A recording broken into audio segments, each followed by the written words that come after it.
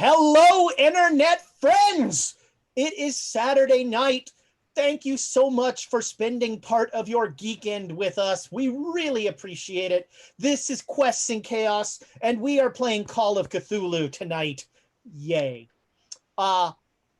Before we get into the announcements, I'm going to go off script, and Thomas is going to love this, but I don't care how you vote. I just care that you vote. Care. That's all I ask. Given everything that has happened in the last, 4 years, not to bias how to say how I think you should vote, but there's just no way that anyone should be apathetic at this point. I'm asking you to care. I'm asking you to get involved in local elections. That's really where decisions are made for you. So please get involved. Learn about the candidates. Pick people that represent you. Learn about the candidates at the state level. Vote every election. It's so important.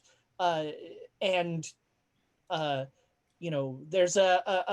just close by saying there's a Jewish saying that says that if somebody dies during Rosh Hashanah, it's because they have the purest soul, essentially. And I can't think of a purer soul than Ruth Bader Ginsburg. So may her memory be a blessing. As I'm a bad Jew, but we don't say rest in peace because we're smart enough to know there's nothing after this. Enjoy the life you've got.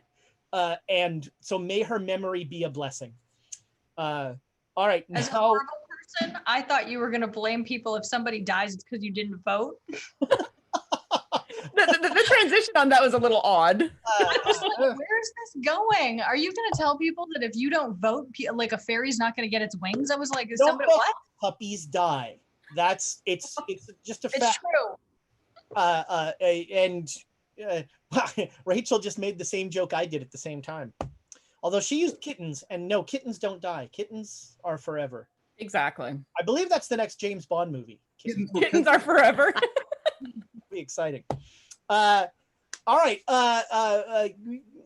Enough about all that. Let's have fun. Let's try and not think about the outside world for a few hours, and instead see how the Great Dane Society can create a race war in Egypt. I think it's going to be exciting. What? Just a regular war is fine with us, thanks. Before we get started, just a few quick announcements. We're going to be giving away another set of these wonderful coasters. Everybody's got them now. Catch up. You can get your own set. They are beautiful. The Baroness put them together, commissioned them for us with the Great Dane Society logo, and we're going to be giving away another set. That'll be #chaos at the break. We're very excited. We have our insane, crazy giveaway. The drawing for that is going to be first week of October, I believe. I think it's the first, isn't it, Amy? Is it October 1st? Which is technically the first week of October. Yeah. Well, yes, technically, but if someone puts it off to the 3rd, they're going to be disappointed. Nothing disappointing happens on October 3rd. So get involved, get signed up for that. You can enter multiple times. There's a website that is hopefully showing up in the chat that will give you everything you need to know to get signed up on that and get multiple entries. It is a ridiculous amount of books, just a ton of RPG books, big stuff there. Board games are back in a fashion on Quests and Chaos, which is nice. Thomas and Amy are playing the new version of Gloomhaven, Jaws of the Lion, and they are you've already caused all sorts of trouble. So yep, you can see our marital bliss on YouTube. That sounds like a threat. Yeah. I'm literally watching us argue over the reading of the rules. It's it's like being in the room. It is. It's like being back in studio all over again. So Thomas is saying that technically we draw on October 5th. And I just want to say that is the first week of October. You are absolutely correct. My apologies. I thought it was the 1st. Actually, And know so- what? October 5th is the second week in October. Well, actually, wait a minute. What do you consider a week? Because like the first full week in October starts on the 4th. Did you The just first say week. that was She the said, well, actually. subtle You well- just actually, Ezra. The first week in October. Never mind. I'm already confused. I think since I'm the GM, the way I said it is right. Okay. So big giveaway. We've got the drawing will be sometime in October. You can see the rules. I'm sure they're printed on that website. Our high-powered lawyers have gone over every inch of it to make sure that the accounting firm of Dewey, Cheatham and Howe has gone through everything to make sure that we can that everything is on the up and up. Lastly, our friends at Nord Games have a Kickstarter going right now, a miniatures Kickstarter, and there are already silly stretch goals in that thing, and it's doing all sorts of go check it out, and you can get all the minis you would ever need. And Nord Games does great stuff, and we like to support them. That is, I think, let's see. So once again, I'll just run through it real quick. We have a full calendar of televisual entertainment for you here on the Quests and Chaos Network. Monday, it's Dragon of Icespire Peak. James, once again, GMing. I was not aware that James apparently is being paid by the hour and is trying to get that sweet overtime money.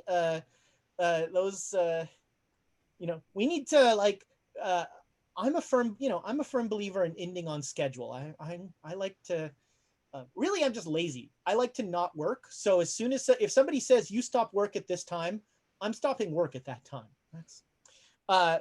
So James continuing to run Dragon of Icespire Peak, several familiar faces, as I said here, involved in that game. Tuesday, it's the Chaos Agents. Actually, you guys are right here. I'm impressed that you can. Yeah, that's good. You can hear that. I can't see the Twitch, so I have no idea. Tuesday, it's the Chaos Agents doing the crazy things that they do. It's in their blood. After the info dump from hell, literally. There was Thomas just read a book through that. That was his whole. When did that happen? It was certainly I see what you did there. I see what you did there. It was certainly the most monologue-y that Thomas has ever gotten in this campaign, I think. And then Gloomhaven will be coming out periodically on YouTube as they can get them. The post-production, man, that's the trick. Getting the cards scanned takes longer than you really think it should. Yeah. And if they're going to do another one of those graphic bars, that adds months. Also, too, I'm also making notes just for the divorce lawyer. This will be the first time that Gloomhaven is referenced in a in a divorce case. I don't believe that for a moment. I think board games are frequently cited. I hate to break it to you, but if it hasn't happened yet. No, but I do recommend just playing board games with your significant other before you get married. So those are the big talks. You should talk about money. You should, what's the other one? Religion, and Children. play a board game. Door open or closed. That too. Bathroom door. Who's going to mow the lawn? These are all key topics. And play a board game because you're going to find out a lot about that person. I always say go on a road trip with them, but board game might be quicker. Yeah. Traveling is a good one with people. I'm trying to think if there are any cooking with them can be also. You find out if somebody's like, how much cinnamon did you put in there? How much did it say you were supposed to put in there? That sort of thing. Lawful versus chaos. I put it in until my soul tells me to stop. Yeah. That is, I call my style of cooking benign neglect. I'm a firm believer in the low heat and walk away. That's how my mom taught me to cook, and that's how I cook. Cook everything at a low heat for a long time, and it'll all be good. Fair enough. So, we're in Egypt, in lovely Again. Cairo. It We do is some bids first. Good idea. Oh yeah, let's. We got to do the telethon. I'm sorry, Amy. Please. Hang on, let me get her. Okay, I'm ready. All right, so as people have told me, we start with 4. Yep. Cool. All right, and I'm gonna go a little bit out of order. I'm gonna get a little crazy. Tamagotora has given 500 for the Cult of Emma, but Tamagotora has also given 500 to Ezra. Yeah. Friend, buddy, pal. What's wrong with A you? gentleman and a scholar. I've always said it. Squirrel has given 500 to revive Dr. Hollister. Oh my. I don't know CPR. And then LD Brat has been generous enough to give 500. I think the words Cult of Emma was in there.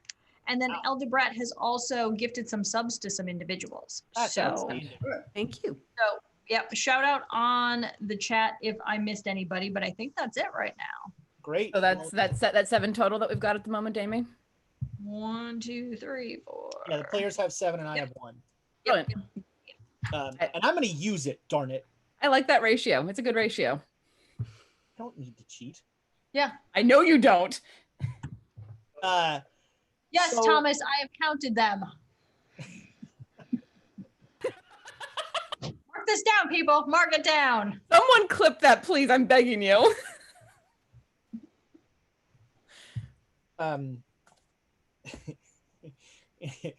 Eldebrat also apparently gave me 500 bits to cause a major wound. Oh, there's another 500 coming out for major wounds. Yeah. I'm full up. And- Everything's fine. I gotta say, threw some serious shade at me saying that I can't kill characters, Whoa. I have to give major wounds. Here's the Brat, thing. please. Yeah. I like these Major wounds. characters. It's not that I can't kill them. It's that I choose to continue to torment them. No, it's Killing the them is fact that easy. Keeping them alive and making them deal with the That is hard. repercussions of their actions. That is the punishment they deserve. It's all the no, bit. actually, that's really hard because I could kill myself and everybody else accidentally. Super easy. You've done it before. Yes. Kinda. Well, not killed herself, but No, I'm a firm believer in every game I run, the PCs are the actual villains of the story. Yep. Well. Yeah. In fact, while I was listening to last episode back, even though I'm not supposed to know this, doesn't what's his name, our Australian friend Clive. I want to call him Clive Owen going forward. I'm just going to forget what his name is. So didn't Clive Owen tell us that he can banish evil? And I'm thinking to myself, if I'm at that pyramid, what's going to happen? seriously. I really want to know if he means like existential other unnatural evil, or is Alexandria going to wink out of existence as well? Because this might be an issue. And then who's going to do the ritual? I don't know. Dr. Hollister. Yeah. God, No, Uh, he's terrible. Wow, since he's not here, we all get to bag up on Nick isn't here, so we can rag on him. and yeah, I'll just say, unfortunately, Nick is having some auto problems in the sense that he almost doesn't have an auto anymore. Someone tried to make him not have an auto. And so, unfortunately, Nick is not going to be able to join us tonight. So Dr. Hollister has the Emma flu that Emma had last time. Mm-hmm. And actually, I want to start this episode with a flashback. All right. Here we We go. open in the Basilica of Saint Therese of the Child in downtown Cairo as the priest introduces a sister who wishes to ask something of the flock, and then he turns it over to Emma. And this is the church, it's relatively full. I'm all nervous. Good morning. A great evil is upon us. In less than a week, an army will join other forces from around the world.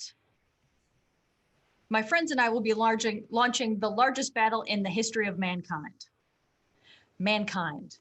That word should have new meaning for all of us today. We can't be consumed with our petty differences anymore. We will be united in our common interests. Perhaps it's fate that June 6th, you will once again be fighting for your freedom, not from tyranny, oppression, or persecution, but from annihilation. We are fighting for our right to live, to exist. And should we win the day, June 6th will no longer be known as an Egyptian holiday, but as the day the world declared in one voice, we will not go quietly into the night. We will not vanish without a fight. We are going to live on. We are going to survive. Today, we celebrate our Independence Day. Wow. Oh no! Oh, the spirit has moved me. I gotta go sit down. I love Today, that movie. The role of Amy will be played by Bill Pullman.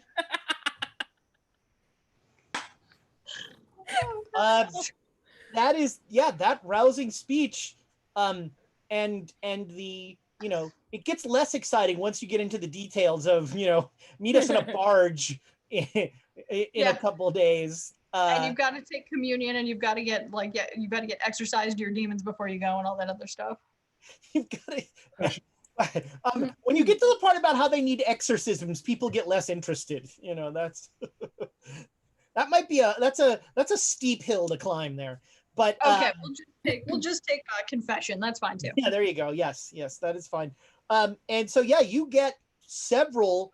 You get a bunch of volunteers who, you don't really mention the blood part so much. Oh dear. Why would you mention that? Yeah. Why would it come up? So that happened. That amazing, rousing speech happened, and we also last episode had we found the inside of the Sphinx, and we met Agatha Bradford, who was dead already, as she herself wrote, and was essentially she could write 48 hours into the future, and she saw the Sphinx being destroyed, and that the Egyptian military is going to start an offensive heading to try and repatriate Giza from the army of the Black Pharaoh. Two of you are still in the Sphinx currently. Emma, you are, after you gave your rousing speech, you stayed at the military base, and you were lucky enough not to go along on the milk run. Literally. That they pulled off, and delivered a bunch of milk to Bast, and only had only gangland executioned one person. We didn't. Well, please go on. Tell me about how you didn't execute someone in the street. Yeah, maybe two. Actually, I didn't. Maybe two. Yeah. And there was some challenges there, and you managed to get through the old quarter and back out to the base, although it was touch and go there with angry crowds. And you also, unfortunately, the bad guys, whoever they are, killed an army corpsman. They slit his throat. And anything else? Did anything else happen last episode that we need to remark upon? You have 5 days until the full moon, I believe. Are we the 31st or the 1st now? It is the 1st. Got it. Let's see here. Got to pull up this darn calendar. The Monday, isn't it? Mm-hmm. Yep. Indeed. Yeah, it is Monday, June 1st. The full moon is the night of Saturday. So essentially you have 1, 2, 3, 4, 5, 6 days. 5.5 really, because it'll happen the night of the 6th day. And let's see, Clive, during the time you were there, Clive, Dr. Hollister and Professor Lamb have been essentially recording all of the things they've found in the Sphinx. Some of those things tried to kill them, but that seems to be all better now. And there are 5 gunmen that are in there with Dr. Clive. And have you guys told, by the way, Dr. Clive, that because he appears not to have read Agatha's book in a little bit, and so have you told him that the Sphinx is going to get blown up, Professor Lamb? Good question. Boy. Yeah, I think Holly did tell him. That sounds like a Hollister thing to do. Sure. So so he is increasingly nervous because I think that's today that the Sphinx go boom. Tonight, really. Yeah, Right. And so, we let's see, let's start in the Sphinx.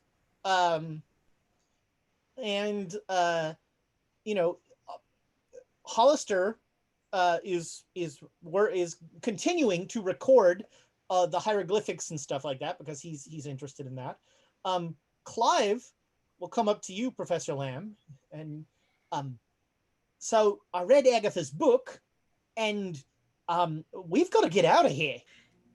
Yeah, no, and do we have another place to go? Do you have another bunker, another place for us to hide out in? Who has a backup bunker? We always have a backup place to go. 2 hotels? Come on. I'm not. This is it. This is all you got. Yeah. All right. We gotta find another place. Once I turn my back on the Pinhue Foundation, I've got my 5 friends who are staying with me. I've got Agatha. Yeah. And that's about it. All right. Do you have any funds? Well, I mean, I've got a little bit. All right. We got to find another place to stay. We can't just stay out here, right? This place is going to go. Well, I'm not particularly welcome in Cairo. Tomb robber and all that. Well, we could get you in a disguise. Ooh, that sounds exciting. Yeah. Let's. Are we bringing Agatha? Yes, we need to bring her. Why wouldn't we? Well, how do you move her? Your doctor's got her. She's asleep. I haven't seen her sleep in I don't know how long. Well, you got these guys here. They can carry, right? I suppose. Yeah. I mean, look, we're not gonna be able to walk through the desert into Cairo, right? And you don't have any trucks, cars. You don't have anything out here. Camels. Where am I going to park a truck? Camels. Do we got camels? Sorry, I didn't know the Sphinx had a stable. We've been hiding here. When you hide somewhere, you have as little as possible with you. Yeah, okay, then how are you going to get food and all that kind of stuff, huh? You got to go get back. Somebody's got to go get stuff. You can't just sit here on your hands. We got to do something. So let's figure this out. How do your guys get back and forth? They must get supplies and stuff, right? Well, I'll talk to them. They go into Cairo. Yeah, okay, I'll talk to them. Maybe they can find a back way for us to get in. Okay. So yeah, you'll I've been learning. The 5 thugs will essentially tell you that they will they'll usually wait until a truck has come out either for something, or they'll essentially thumb a ride into Cairo, and they will buy whatever they need, and then they'll bring a cab back. Do we have an idea of how often the trucks go? Like- They tell you that it's it's usually military stuff, and it's either the Cairo police or the military, and that doesn't go well for non-Arabs. Yeah, that's not going to help. Dang. Well, if you get a cab back, you go out there, you get a cab back, we can take the cab into town, right? Pay them a little bit more, go in the back way.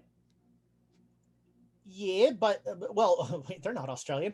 Well, yes, but how do you get a cab here? Well, if you guys go into town like normal, bring your cab back. I see. We would have to leave all of our everything here. How much is everything? We have some food. We have much of Dr. Clive's research. We have several books that the missus has written. Right. Well, those we can put in a cab. That's not a big deal. We also have now 9 people. That might be a problem. Stretch cab. Shoot. How are we going to get out of here? Yeah, the best idea I've got so far is trying to get a cab, maybe 2. If we had 2 cabs, we get 2 people to drive out here and drive back. Then we'll have enough room to put everything. One of them will say, I will walk into Cairo and I will come back with a truck. It will take me some time. All right, then you better get going. Yes, of course. Yeah, we don't have that much time. It is somewhat dangerous out there. The army of the Black Pharaoh is around. So should you go by yourself? We should get a couple of you should go, right? I'll bring one of my compatriots. So I don't leave 3 here? We can't, yeah. They leave their rifles. They're just going with pistols for concealment. All right. And they'll just walk off towards Cairo. All right. Okay, we will. So, back at the base, the truck pulls up, and you come back in, and what do you just hand the body to somebody? What? I'll alert them. Of course, there's been an emergency. We need to speak to someone. Okay. Yeah. There will be there's a medic that comes out and quickly sees that there's not much he can do, and so he will take the body. And as soon as that happens, the CO will see you, and he just tell me what happened. He was ambushed by a couple of thugs. He fought back bravely, but there was 5 of them and just 1 of him. The 2 fellows that were involved, we killed both of them before the rest got away. We brought your man back. It's all we could do. I see. All right. You say there were 5 of them. That's what we saw, yes. And you killed 2 of them. The other 3 ran away. We let them go.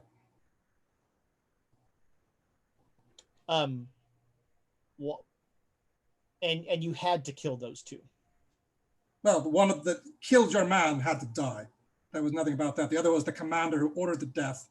He also had to pay for it. I just want to go back to something you just said. The man that killed this soldier had to die? Of course, he killed your soldier. We reacted appropriately. At the moment he stabbed your man, we weren't going to just stand there and watch it occur. What would you do?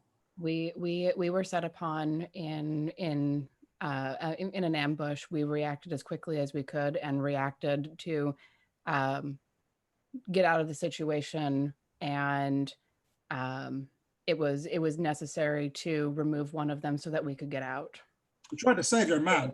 I Tried to save your I'm not questioning what you did to try and save this soldier, and I have no doubt that you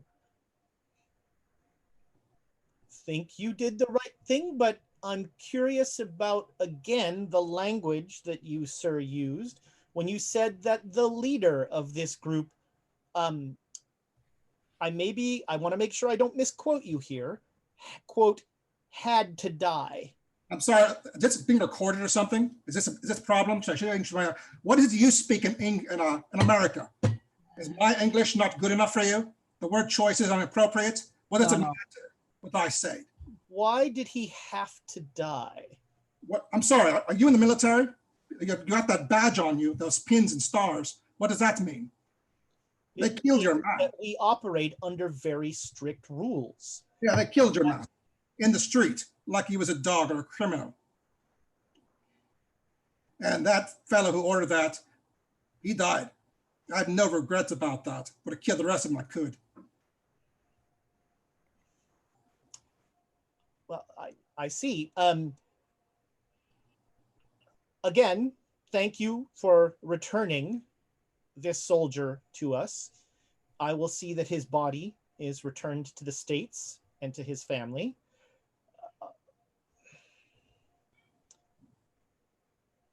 I'm not sure, given your statements, that your continued presence here is an effective diplomatic solution. Bring it up with our commanding officer, fella. You're not our boss. We don't answer to you, unfortunately. We're not even Americans. At this point, I'm gonna look at the CO and say, "Would you excuse us for a second?" And just like take Donald by the elbow and pull him away. I don't like this fella. What is it? What is it? He's trying to not start a war. Oh, the war's already started. This fool has no idea. Donald, understand the conditions that he's under. He is trying to maintain a very narrow knife edge walk, and having white people killing Egyptians in the street is not going to help that situation, especially with an American truck right there. A bunch of criminals kill this man. That happens all the time. It's thuggery and robbery and whatnot on the street. Absolutely. But they have to think of the diplomatic things, and this CEO has to think of his people. He's a military man. He follows orders. He doesn't think about politics or the people beneath him. This one does. I doubt that.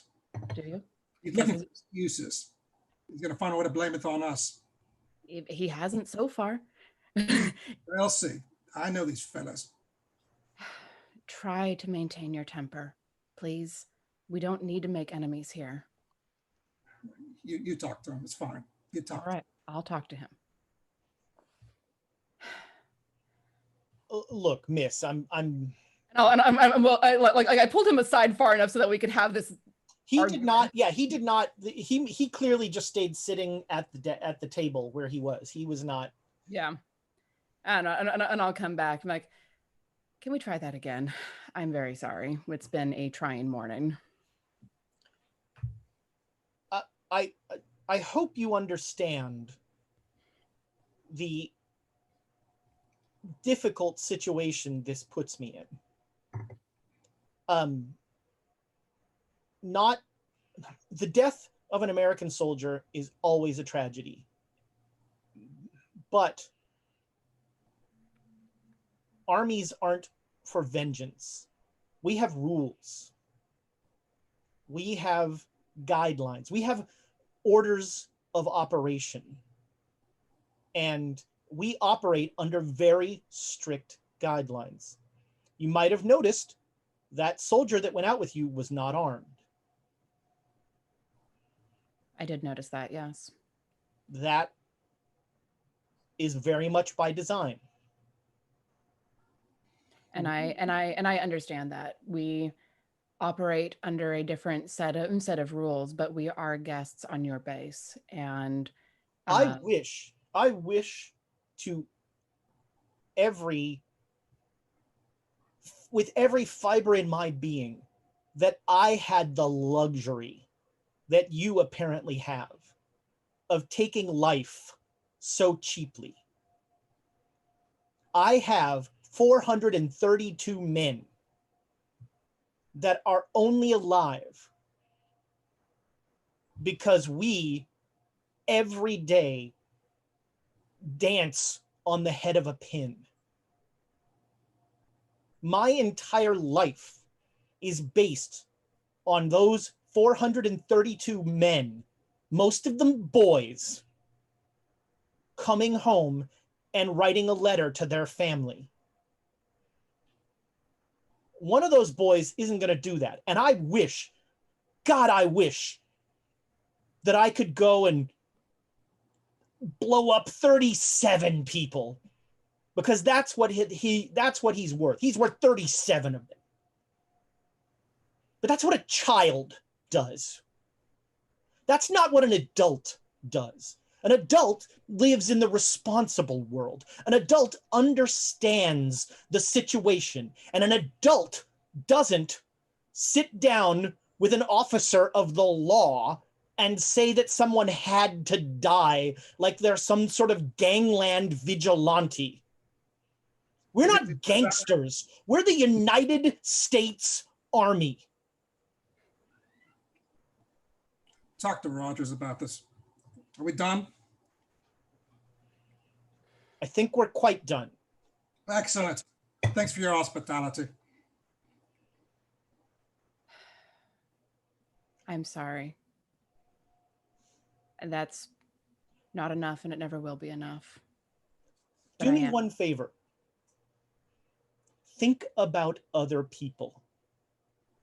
Think about that person that you decided had to die. Think about what that one person, think about the concentric ripples that that one action, as good as it may make you feel, causes to those 431 other boys.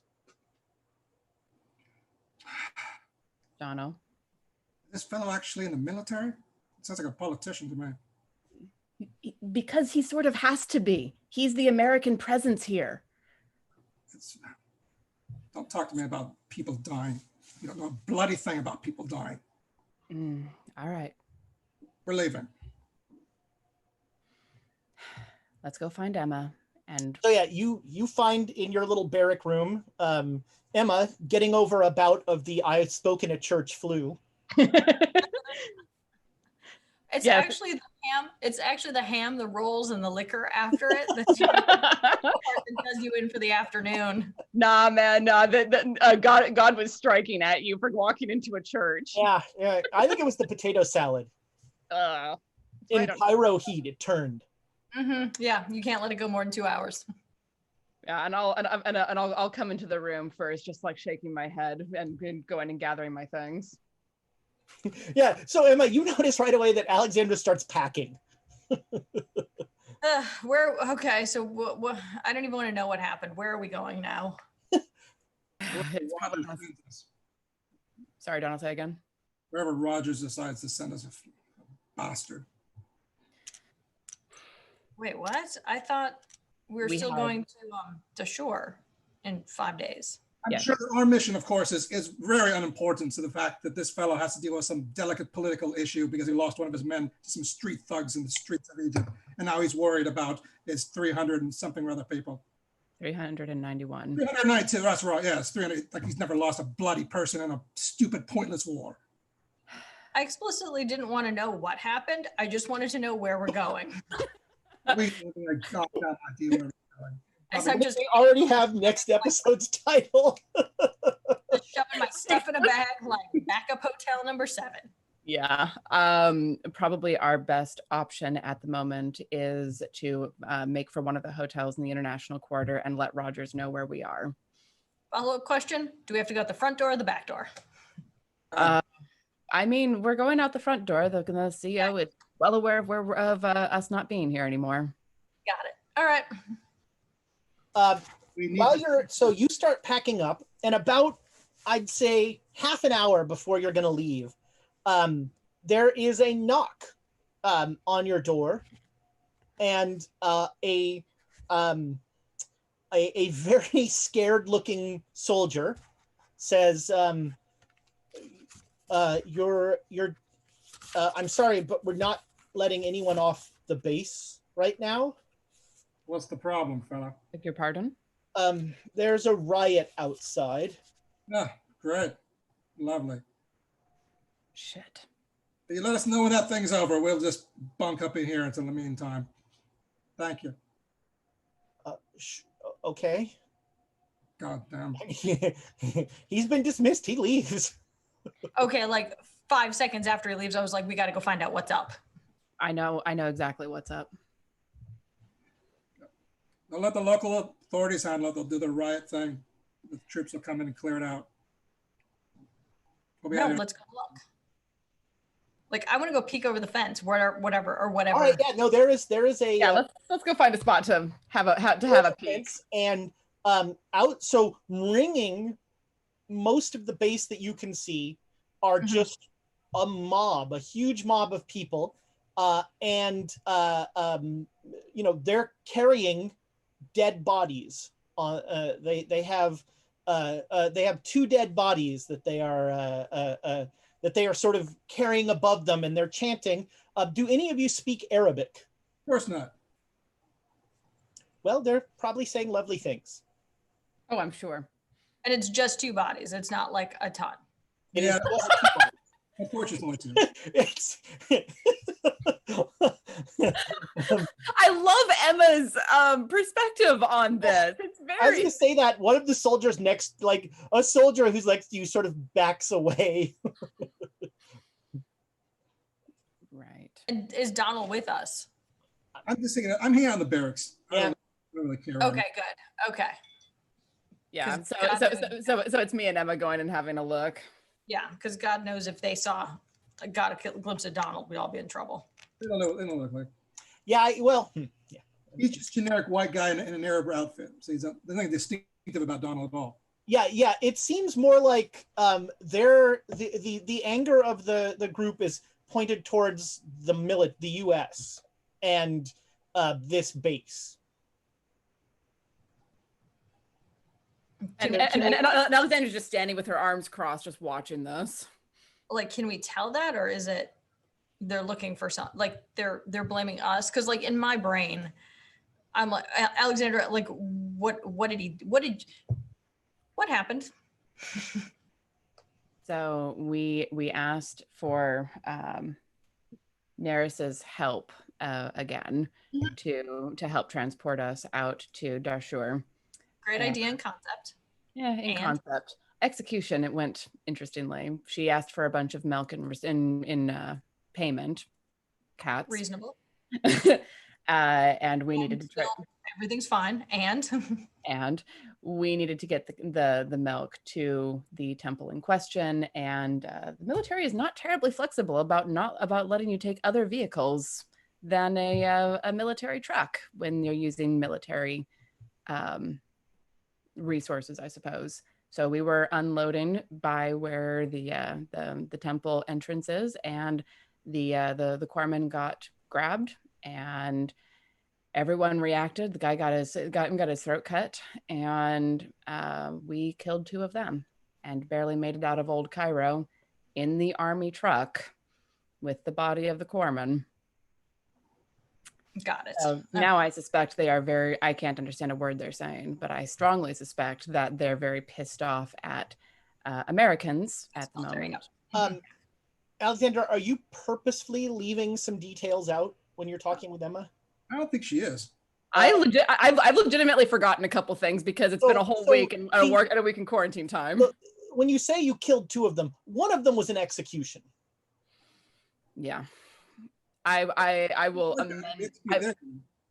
I will amend that comment because Alexandria she's an assassin. She's a killer. She's done this before. She's still very disturbed about what happened. And so yeah. Do you just, because like in my head right now, I'm just seeing that it turned out to be like a fight that turned into some kind of gun battle that didn't go well for some people. It was a fight that turned into someone wounded who was shot in the back of the head as a justice. Not mercy, but justice. Got it. I think there was a question mark on that justice. There was very much a rising inflection on that one.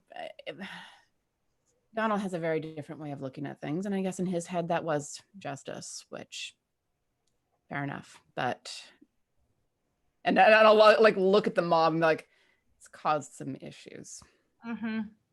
I don't know if, I mean, it's not safe out there and it's not safe in here. I mean, it's safe in here, but the second we need to leave out the back door essentially. Well, and we need to leave soon because the Sphinx is going to be bombed tonight. And I'm sorry, what? Oh, you missed that part. Right.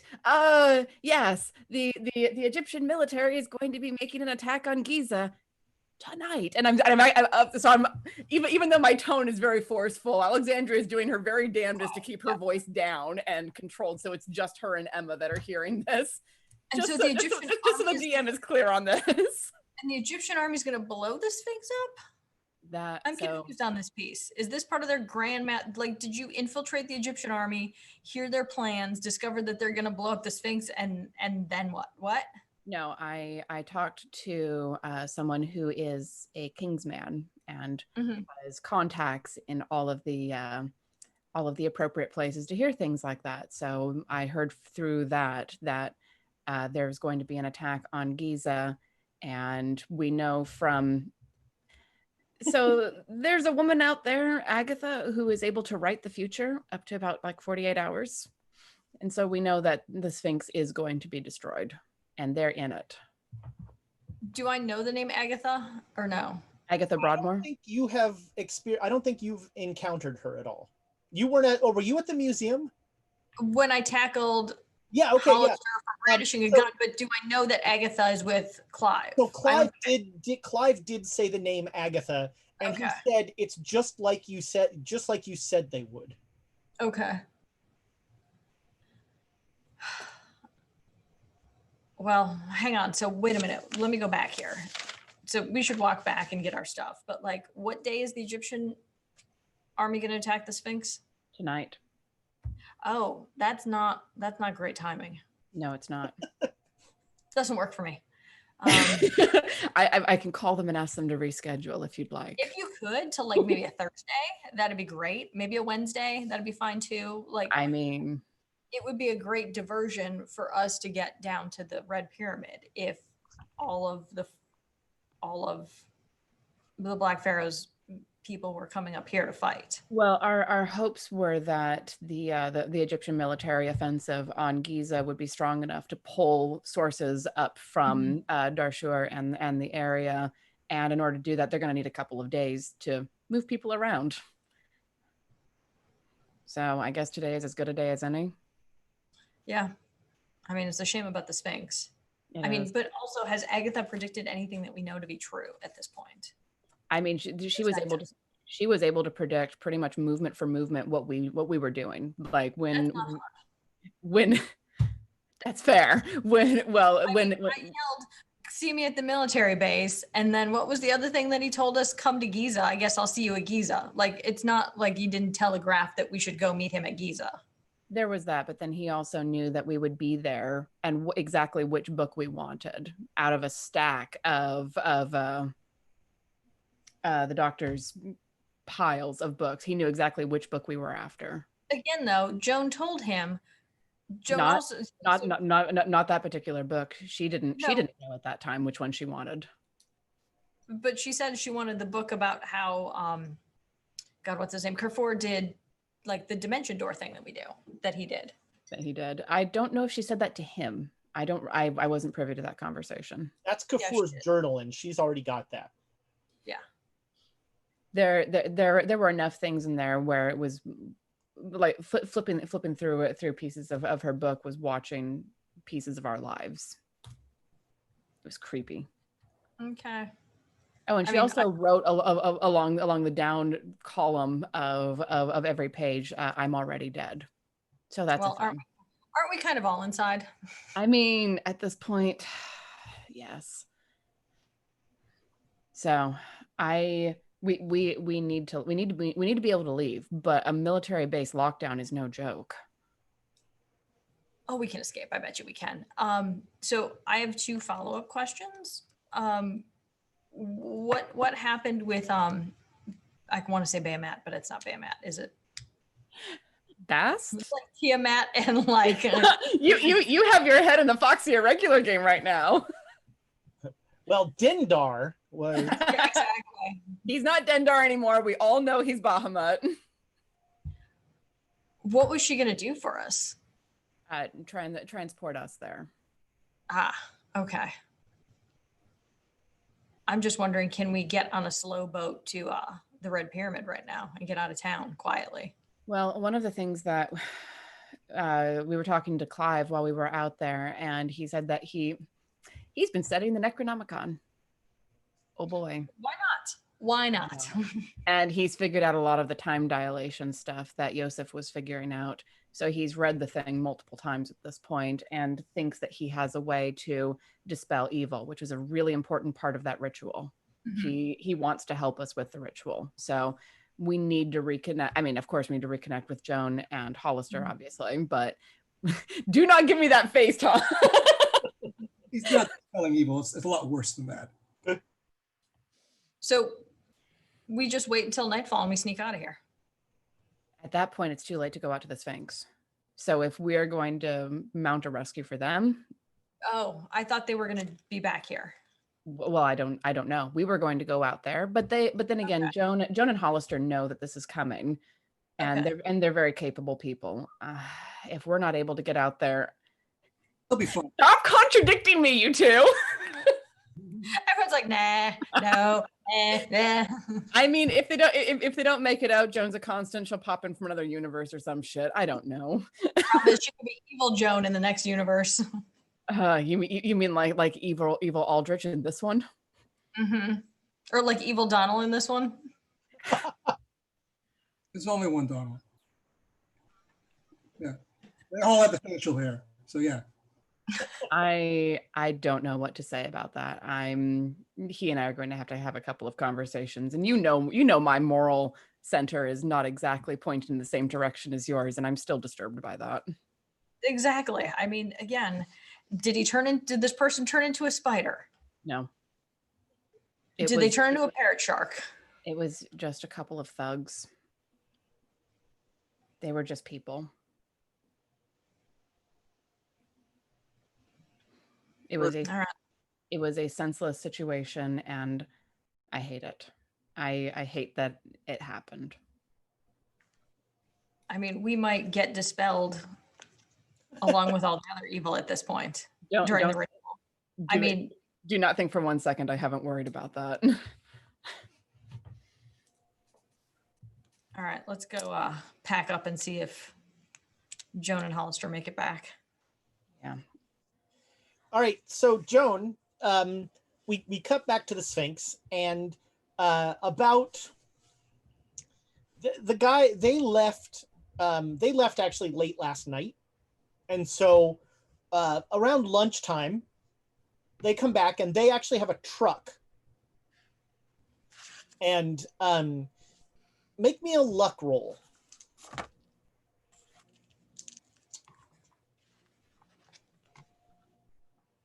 Yes. All right. Just made it. And they have not seen any sign of the Black Pharaoh's men, although it is the heat of the day, and so usually people will, try and be out of the sun. And so they start loading up the truck with, a bunch, with all the books, with the food that they have and that sort of thing. Right on. And Clive says, so are we just gonna go into Cairo and go to a hotel? That's what I'm used to doing. Yeah, just getting, rooms in a hotel and saying we need to hang. But because we can't we really can't go out to the pyramid yet, right? You mean Dashur? Yeah. We could, yeah. We could just get in the truck and drive to Dashur. We might, who knows who's out there? Yeah. I mean, have you told Clive about your sort of your diversion thought?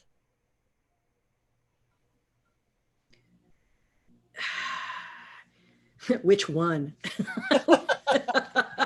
The military. I mean, you guys have sort of explicitly discussed, Having the military. Egyptian military to like do an assault that will draw the focus of the.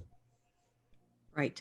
But since we know the Sphinx is going to go up, though, that is another that would draw a lot of things there too.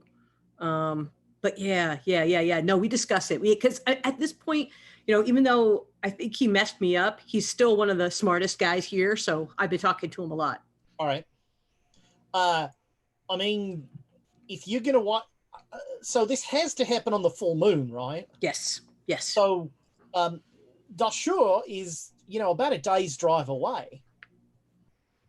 We have 6 days, Okay. 5 days from now. I mean, I guess it might be easier to go to ground in Dashur.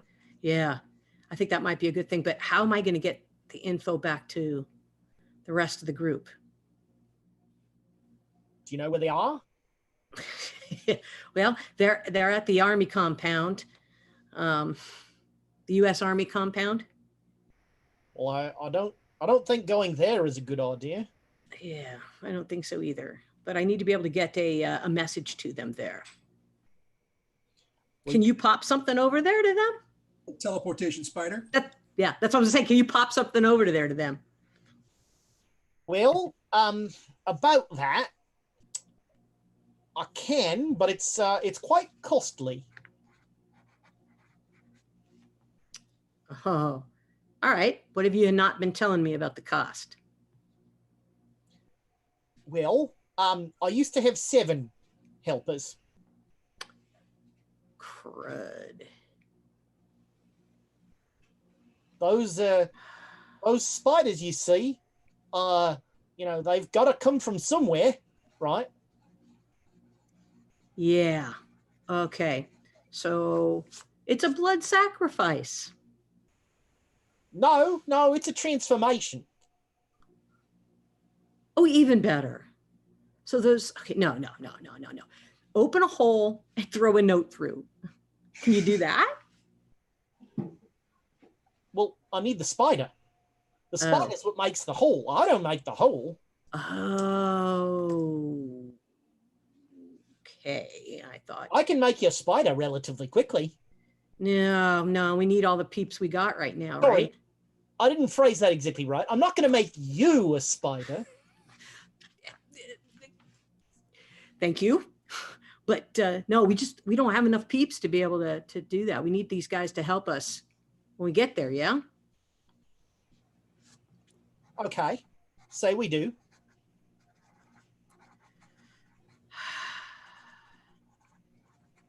So you don't have any other way to send a note or do anything. You have to make the spider, and the spider's the one who takes it.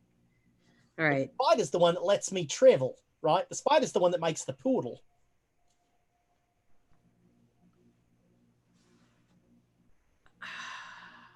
Now, it could be that I could create a spider out of somebody, a less than willing subject, say.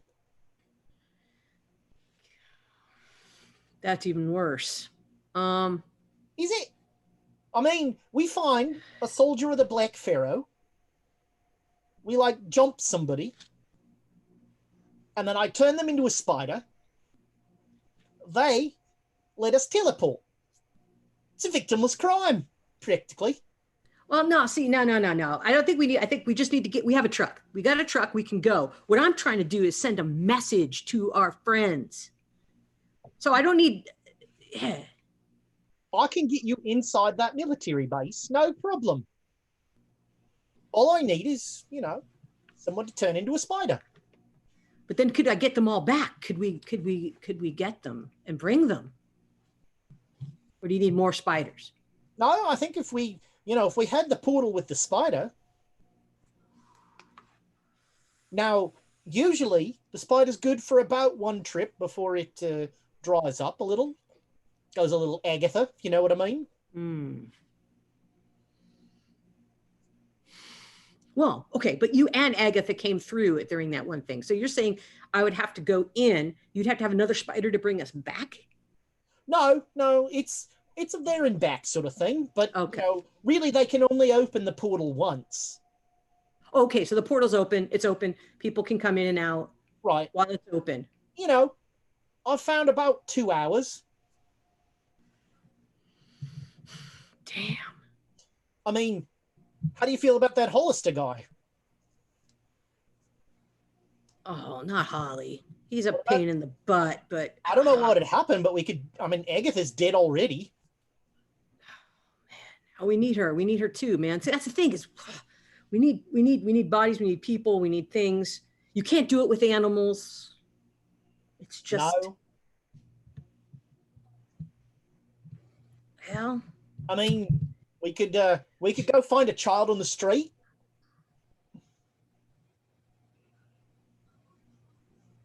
Are you serious? Are you being serious at this point? I mean, a child. I don't understand the rules of this game. You wanted a spider, I'm telling you how you could get a spider. You don't have any rules. Unfortunately, I do. Okay, well, I'm trying to help. Yeah, I understand. But dang. Because we need to get something to our friends so they know where we're going. We're going to go to Darshur. We're going to get there. Maybe they just will meet us there.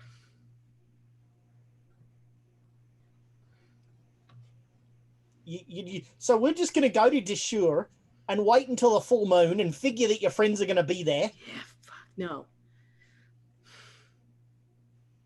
Maybe we go to Darshur and we find somebody who's awful and we turn them into a spider. And then they're a door. I don't know, a lawyer. Or somebody who tries to do something to us. Got it. Okay. All right. Let's go to Darshur and then we'll see when we get there. All right. So I'm going to tell my pals to finish loading up, and then we're going to get in the truck and we're just going to make straight for Darshur. We're just going to go. We don't want to be anywhere near here when it blows up.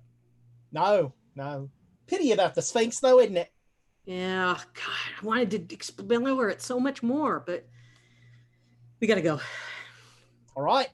I have all my notes. We have all the notes. We've got Holly. Make sure that all the books and stuff are packed. Agatha is on a bed. Hollister and Agatha are in the back of the truck with the gunman. So is Holly just laid out now? I mean, he seems to be very concerned with Agatha. Okay. And he is clearly he's helping her. See, that's why we need him. That's why I tell them. Look at this is why we need him, man. Look at this.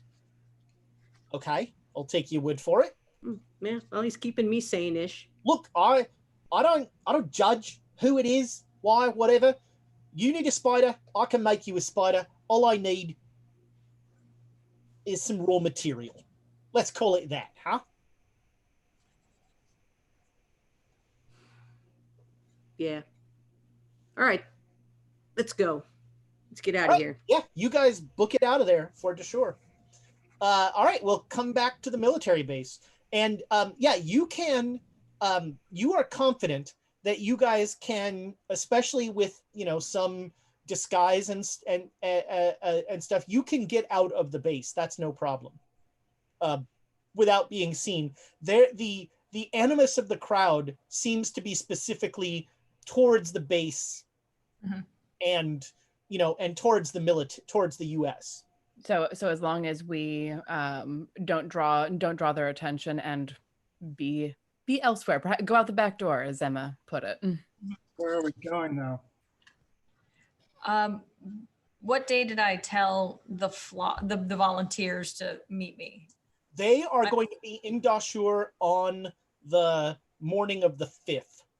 Okay. So I just need to get there on the morning of the 5th. And I'm assuming there's another church there that I meet them at. There is not a church in Dashur. Where was I meeting? Some of them, you just said at the dock, because you don't know anywhere in Dashur. Okay. We do, assuming that Neris got the delivery, we do need to touch base with her, and the safest place for us to do that and her to do that is somewhere in Cairo proper. So maybe go to the international quarter. We need to get out to Recover the other two would be good. The ones we left behind in Gaza. Say that one more time. We should recover the other two before the conflict occurs today, sundown. Yeah. Get a cab out there again? I don't know. So the base is definitely on the outskirts. So, to get a cab, you'd probably need to it would be a hike. Yeah. Well, and I mean, I've basically resigned myself to thinking that we're going to have to be on foot to get from the base into Cairo proper, and more specifically somewhere where it's safe to be white. Safe. Right. So relocate the international quarter, find a way to recover the other two. I think so. Make contact with Bast and find out about transportation. And also make contact with Rogers and tell him where we are. And what we've learned, I think. Well, I think, Emma, were you successful? You've got enough people to participate in our little fun and games? I mean, we'll see who shows up. I mean, when I was there, did people, did somebody come? I get my did little you have a sign-up sheet? What is it? Well, did I get my girl's buddy who's like, I will follow you anywhere. You are the true light. You got several people were very, yes, we must help you. Of course. How can we, what do you need? And then you did the ask of, be in Dashur on this day. And they were like, that's weird. Okay. It's a pilgrimage. Okay. Yeah. So I'm assuming at least 2 will show up. I mean, given the numbers, I mean, how people say, yeah, I'm going to show up, and then, they don't to a party. So I'm saying about probably somewhere between 20% of who committed. So yeah, about 2. Emma's very concerned about how many people said they were interested in her sacrifice Facebook is not going. Well, I'm just basing it on the RSVP numbers, Well, and I don't think that's going to be enough. We said that we needed around 11 to 12. You feel like, so based on what you did, you feel like 15 people were possible. Yeah. So it's out of 15 people. I'm saying at best it would be 10 or 11. 10 or 11 would be enough, but are they all innocent? So Emma, are you mentioning to them that you didn't tell these people anything about, donating blood? What do you mean? Okay, I don't have to sneeze anymore. I'm sorry, what? He's scared to sneeze away. You neglected to mention in your rousing, don't call it Independence Day speech, that you need their blood. Oh, I completely neglected to tell them that. Otherwise, who would show up? I mean, come on. Well, yeah. And you're also neglecting to telling Alexandra and Donald that.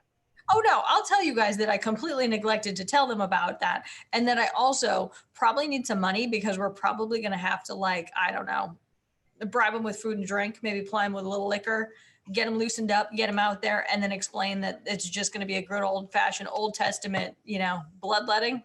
Hello, innocent person. We need to get you drunk. It's a damn shame that sentence is too long to be a title, because that sentence was perfect. Which part of it? The whole thing. Oh, outstanding. Oh man. Good old-fashioned Old Testament bloodletting. Boy, if that wouldn't cause YouTube to just block the entire episode. It's not wrong. Is this ritual ready to go? Because the area is not secure. We haven't figured that damn problem out either. Well, yeah. Clive was saying that he could Oh yeah. Clive was saying he could summon things from the Necronomicon, clear out the area, and then dismiss them. Oh boy. Yeah, that was my response too, but Be careful what you wish for. I believe he Yes. did say you probably didn't want to be around when he did that. very much so. I am clinging to the sanity that I have regained. Well, so we have to hope that whatever horrible ritual he does is successful. And then we have a very small window to go after that's concluded. Hope we have enough people show up for our party invite, which we didn't even tell them what the damn party's about. Oh boy. Again, I'm going to provide food and drinks. It's a party. Emma's got a great playlist. Exactly. I got a DJ coming. We're going to release some doves later. It's going to be amazing. Well, I think it's your turn to wire for money. I had to do it for the Neris milk delivery. Actually, Okay. Let's get a hotel in the city. Let's figure the rest of this out. Exactly. But first, we have to get off the space. So yeah, you get out of the base, no problem. Hooray! Everything is really, they're all focused on the front gate, and most of the, the soldiers are definitely alert there, but they're nobody seems sad to see you go. I don't believe them. And so you head out, and you are, you're slightly disguised. You have those robes that you bought, so that gives you some cover. Hair covering for sure, because bright red hair is one of those things. Yeah. And you, it is probably by the time you get out of the base, it's about 1, and it will be like, Nick,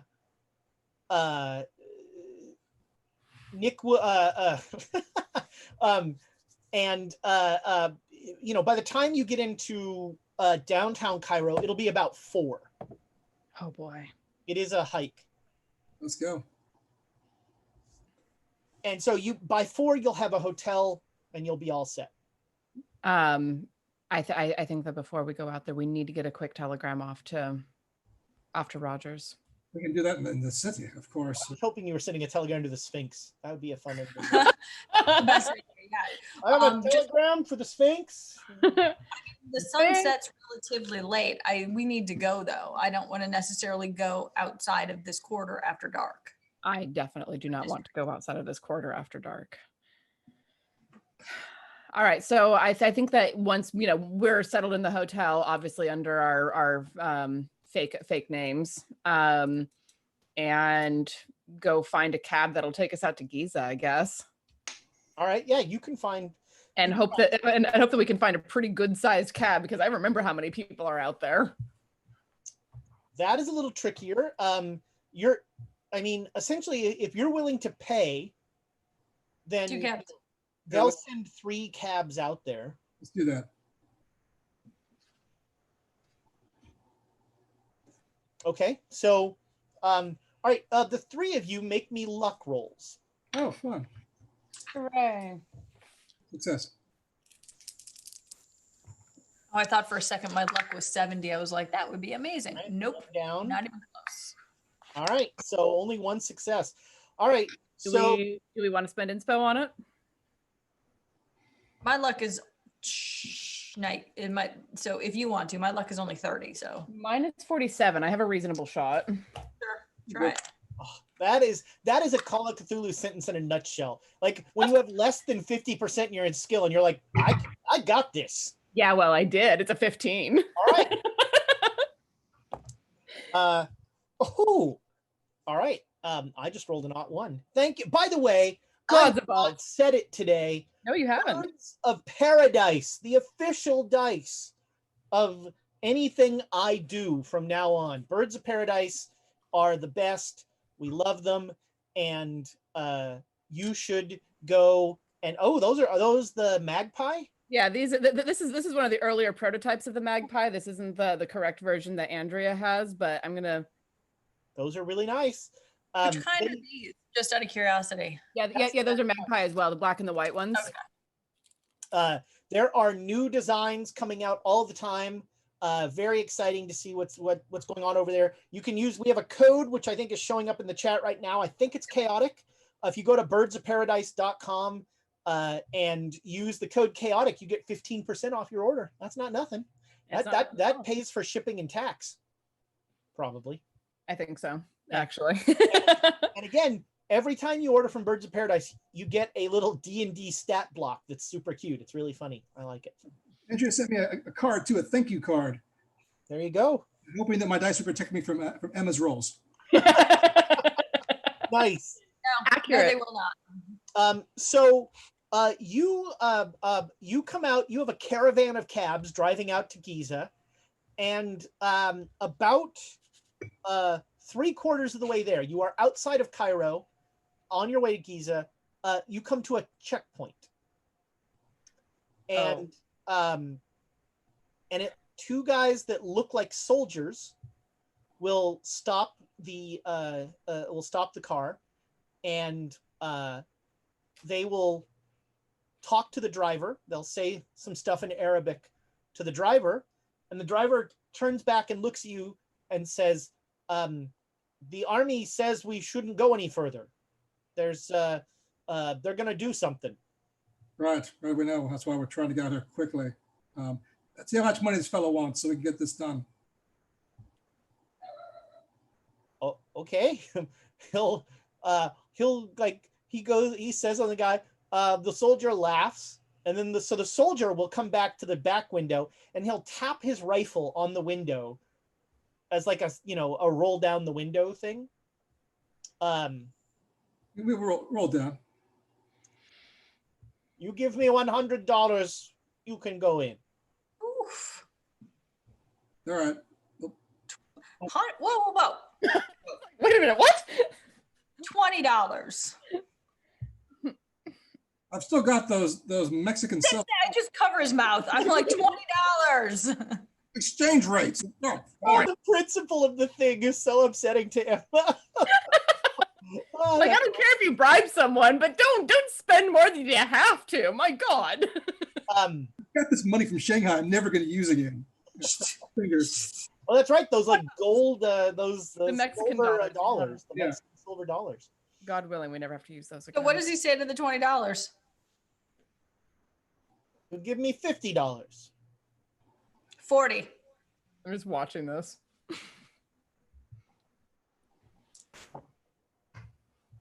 All right, you give me $40. That's all you, Emma. I've just got larger bills. Sorry. I literally, were you waving your money around, Donald? I was going to pull out my billfold, but yeah, no, I'm sorry. Fine. I pay him the $40 and just, I'm like amateur hour around here. Can I get a receipt? Oh, poor Silvano. Oh, Mm-hmm. our poor boy.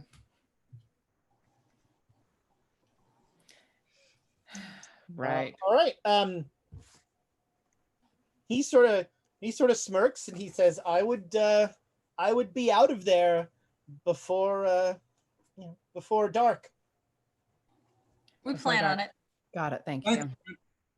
So now, as you come over the rise, you can see the pyramids there, and you see there are a lot of figures around the pyramids, and to the left, a little bit away from the is the Sphinx, and there are not so many guys around that, but there are definitely like people around there, and behind the rise where you were coming up, where the checkpoint was, there's a definite gathering of a military presence. There's a lot of trucks. Guys are getting out of trucks. Do the people around the pyramids look like military or? Oh yeah. Oh, okay. Around the pyramids, they don't look. I mean, it's really far away. Right now, they look like ants. Probably the Black Pharaoh's men by the pyramids, and here's where the Egyptian loyalists are near us. Probably. I don't like that. There's a lot of them. How do we get to Joan and the doctor? Can we drive pretty much up to the foot of the Sphinx or no? Yeah, I mean you can, but these cabs are pretty conspicuous. Yeah. Well, but also, you know, a group of people walking into the Sphinx and walking back out are not inconspicuous, especially on an open desert. I was about to say, can we make this quick and like drive up, Oh, get everybody loaded in and drive? Yeah, exactly. We're here. Yeah. Your Uber is here. No, I would prefer if we did take a bit of a circuitous route to avoid most of the people, that would be great. But I think that we need to get in and get out quickly, and driving up is probably the easiest way to do that. Yeah, before the conflict starts. Okay, yeah, you will. So all three of you make me luck rolls. Yay. Yeah, got it. Oh ho ho ho! I got a 5. Hey, Nice, yeah.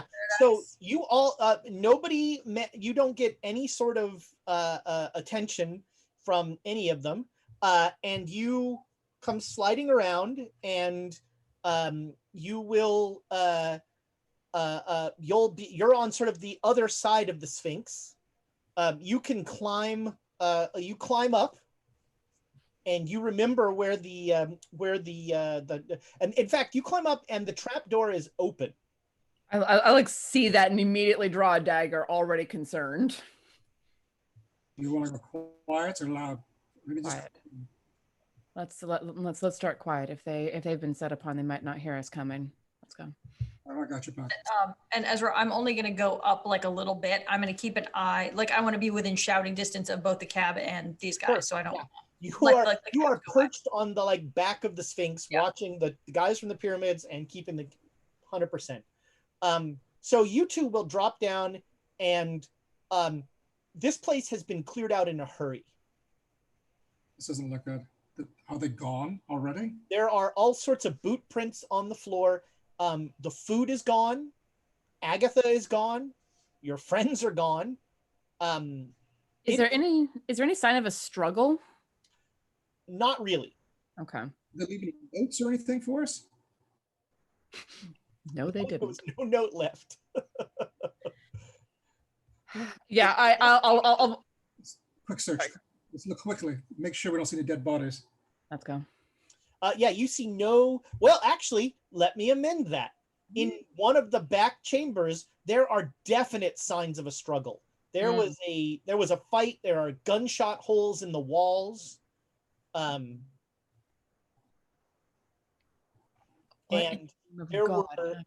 there were multiple people involved in some sort of gunfight. But there's no body left over behind. Are there any? No bodies. Not even of the spider thing? I don't even think there's any blood. That's weird. Yeah, there's no blood. So there was a fight, but no blood. Well, there's two options, I suppose. Either they were set upon and subdued and taken out, but then why take all of the food and the writings and everything else? Or they fought something and left because it wasn't safe here anymore. I think they cleared out. Or because it was going to blow up. Well, not safe here anymore is a wide umbrella covering a lot of possibilities. Why? But Joan didn't. How do we? She didn't tell us where she left. We don't know where they're going. No, Hollister and Joan did not. They could go back to the base, right? Where else would they go? I don't know. Backup hotel. I mean, our MO is always go and get a hotel, but We don't have a hotel or a backup at this moment, so they wouldn't do that because they know we couldn't find them there. If it's not the base, the only other logical place is sure. would they? That fellow, the Australian fellow, was going to do the ritual a couple days before, right? Clive, yes, Which is what, 2 days from now? something like. It's And Darshur is a bit of a ways, so maybe. I hate it when people don't communicate with each other. It drives me insane. All right.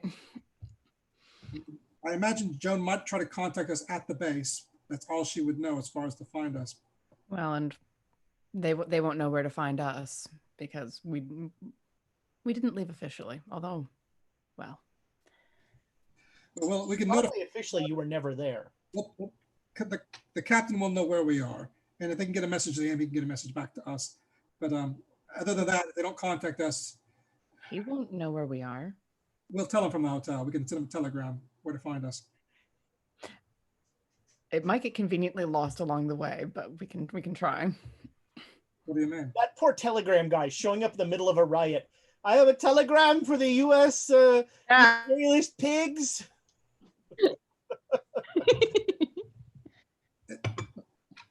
Telegraph officers are everywhere in every city, so they could notify or whatnot. Well, is there? Would we think that there's a telegram set up in the base itself? Oh, so they would have something. Quite possibly. We might be able to send a telegram directly into the base. I mean, so the trick is, if there is a telegram in there, it is strictly for, like, military community. It's not on the. It's an unlisted number.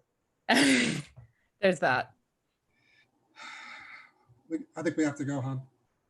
There's no point staying here any longer. Yeah, let's get out of here before the Black Pharaoh folk take notice of us. All right, let's go. Let's go. I just rolled to see if Hollister would have left a note, and I rolled 100. He's very concerned about Agatha. That's very much a nope. He's very concerned about Agatha. Yeah. And he's pretty sure that he shouldn't have eaten that curry last night. Fair enough. All right, so yeah, we'll come back out of the Sphinx, and I'll like slide down the back of the head to the body, and be like, they're gone. Okay, so did they say where they were going? No note, no anything. There are signs of a struggle, but only in one room, and I'm not confident that that's the reason. I'm not confident that is a sign that they are in trouble necessarily, if that makes sense. No bodies and no blood, so they're fine. That doesn't mean anything. Not necessarily. I mean, they could have very well knocked them out and taken them captive, depending on what happened. Maybe bad guys use ether, unlike you weirdos. Yeah, exactly. Maybe bad guys use portals. Joan, they're never capturing Joan. I'm not worried about her. She'll take them all with her. Okay. All right. So they're either going back to the base or to what was the hotel that we're at? You are at. If I remember anymore. You probably didn't go to a fancy place, I'm guessing? No, because I'm assuming we went to the hotel that we were, not the ones that we burned down. Yeah. Sorry. Where was the last hotel that we went to like meet with somebody? Who the hell did we meet in a hotel lately? The last hotel I have written down is the Carmichael. I don't think it was the Carmichael. I kind of want to say the But you're staying at a hotel you've stayed at before. Okay. Yeah. Do they recognize us? No. If they do, they have the good grace not to admit it. Kind of them. No, it's a hotel. They act like they recognize everyone. Okay, sure. Yeah. Yeah, we didn't pass anyone coming back that direction, but we were also gone for almost 2 full days. So, I mean, if they were leaving the Sphinx, we might have actually seen them on the road heading back into town. We didn't see that either. Exactly. So and they didn't come to the base, and we were there until just a few hours ago. I say we wait for a short time, see if they contact us, and if not, the Catholic at least get a hold of it. Let's just go back to the hotel at this point. All right, so you guys are getting in your cabs, driving back. Yeah. Okay. You cross the lines just as the offensive begins, and so like as you drive over the hill, armored cars drive down the dune and just start firing, opening up on the armies of the Black Pharaoh that seem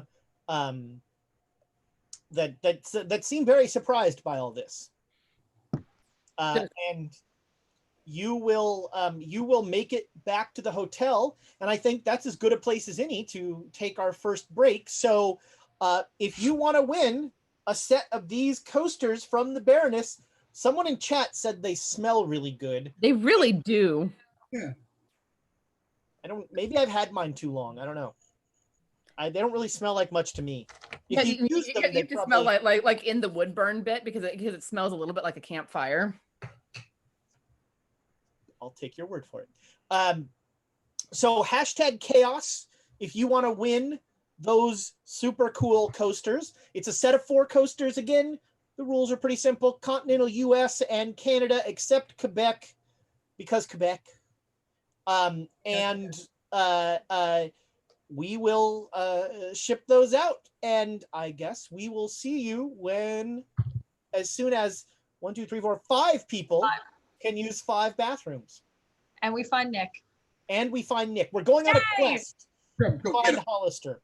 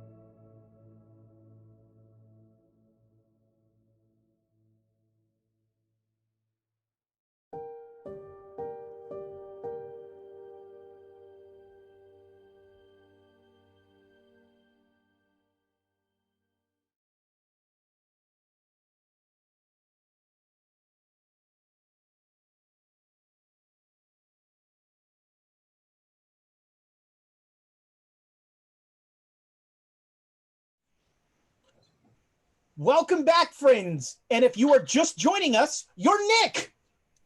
Hi, Nick. Welcome back. Hey, I'm alive. It's good to see you, friend. Dr. Hollister in the flesh is so much better than Dr. Hall. I mean, I prefer it when Nick rolls the hundreds than when I roll the hundreds. I got good ideas. So we're going to roll the winner very shortly of that. And I just want to jump in. The chat is having a spirited discussion about what would be the equivalent of cilantro in Egypt. And clearly it would be za'atar. I'm familiar with that one. Yeah, that's a good call. Good call. But they also are saying that you could have been a spider, Nick, if you. I just tried hard enough. Nathaniel Loughlane has won the set of coasters. Congratulations, Nathaniel. They're wonderful. I'm not taking my drink off of them. Yeah, I have 2 drinks. I'm not taking my. Right. We have to. Everybody, cough up your coasters. We have to send them to Nathaniel. Yeah, send me one each. Nathaniel, if you'll just reach out to Quests and Chaos on here, I guess, what's it called? Whisper? Whisper, yeah. Yep. Yeah, if you just whisper to them your details, we will get those off to you as soon as Thomas feels safe going into the post office. So sometime next year. And Tamago Tora has 500 bits for Hollister to get the spider recipe to Rogers. What recipe? What am I doing? Making a spider. It turns out that Clive can make those portal spiders. He just needs some raw materials. The portals are people. It's Soylent Green. Like hair? Does he need my hair? No, he needs you. That too. It's a transformation. I used to be able to turn into a spider, and then I was cursed. I'm no longer a candidate. What? Yep. Anti-spider curse. Antibodies? What is You don't know my backstory. Accurate.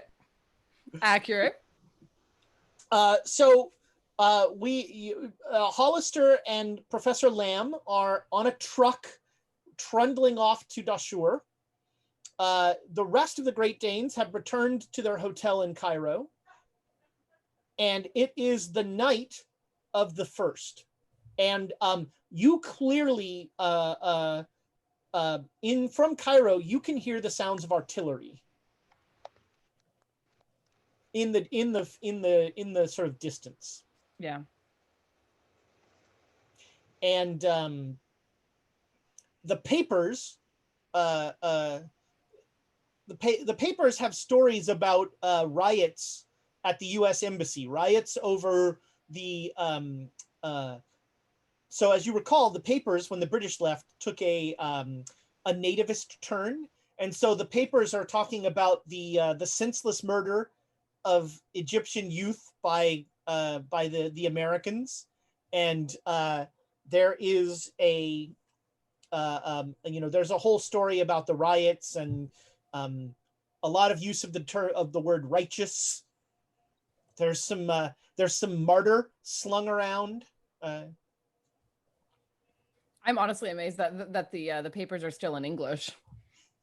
There is one. I mean, Wasif is the only English language newspaper left.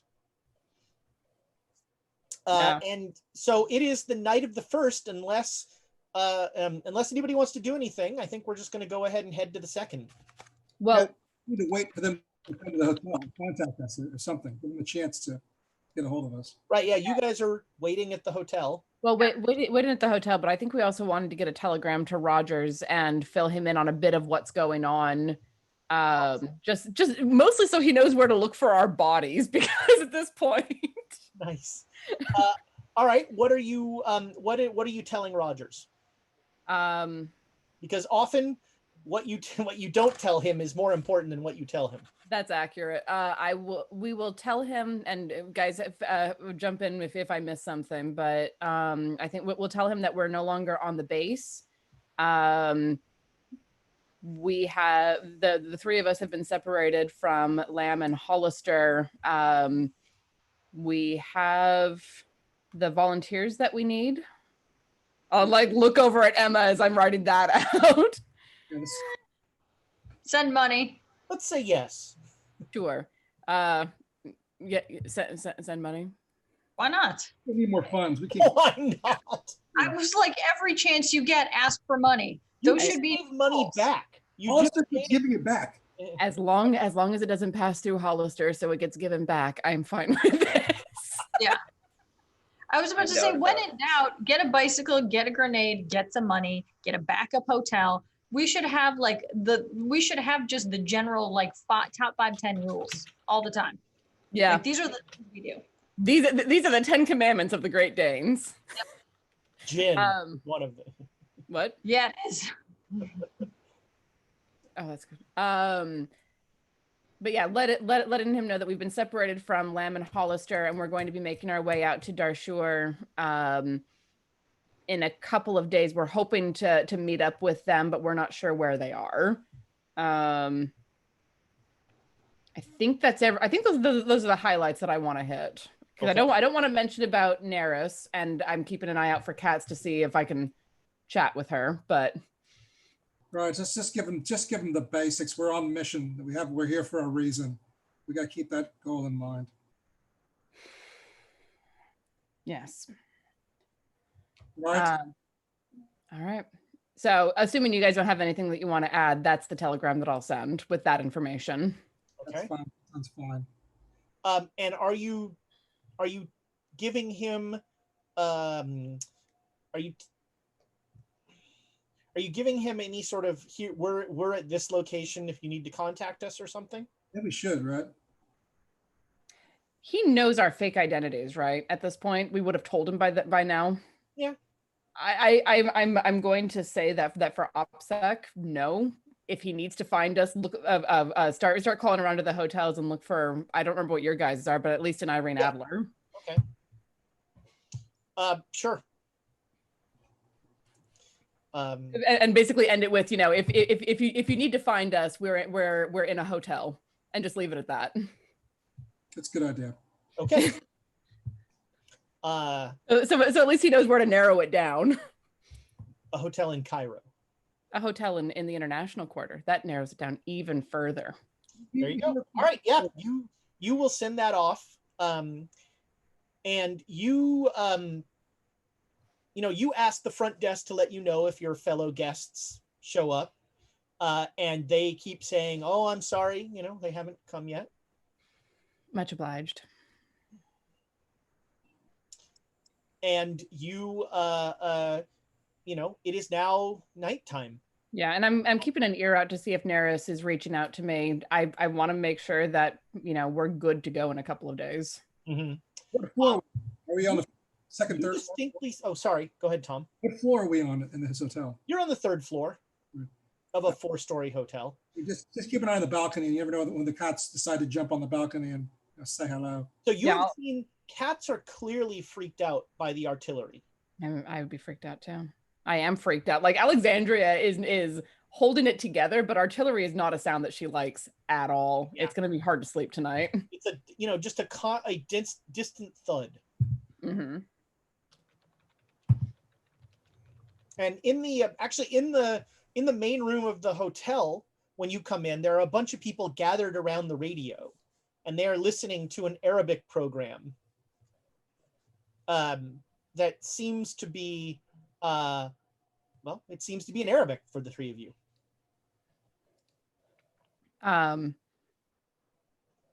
When we pass by, I'll look and see if there's anyone that I would guess might speak English, and see if I can find out what the radio program is saying. Yeah, a guy will tell you that that it's sort of reporting about a major offensive by the Egyptian military against the army of the Black Pharaoh, and that the ministry has is announcing the retaking of the birthright of Egypt, our majestic history, the Valley of the Kings. From what he's saying, does it sound like the Egyptian army is being successful based on the information getting so far? Yes, the ministry makes it sound like they're being very successful. Bias report. Anything that comes in is probably a little propaganda. The fire artillery bear their precious history. The poor Sphinx. Anyway, but yeah, I'm keeping an eye out on the balcony for a cat, and if a cat doesn't show up, then I have nothing else I want to do tonight. So order to them, just hang out. Yeah, just getting drunk and watching the fireworks. It's another night for Emma. Unfortunately, they're a little distant, but you can definitely, every once in a while, there's a good flash. About 12:30 in the morning, there is there is a very large explosion, and the sky is lit up briefly. It's not what actually. Let me rephrase that. About 12:30 in the morning, there is a massive cannonade of artillery fire. Just a ba-boom, ba-boom, ba-boom, ba-boom, ba-boom, ba-boom, over and over and over, just unceasing artillery fire. None of you were soldiers. Well, I mean, you were sort of a soldier, but not really. not World War I. No, the Yeah. different kind of war. Yeah, yeah. There was much less artillery in your war. A lot more explosions, but not artillery. Yeah, that's right. Yeah. So you know, yeah, you don't get anything from that. But yes, there is definitely a sustained bombardment of some sort. And you finally drift to sleep with kind of the distant thuds almost becoming a little hypnotic. Mm. And you all have the same dream.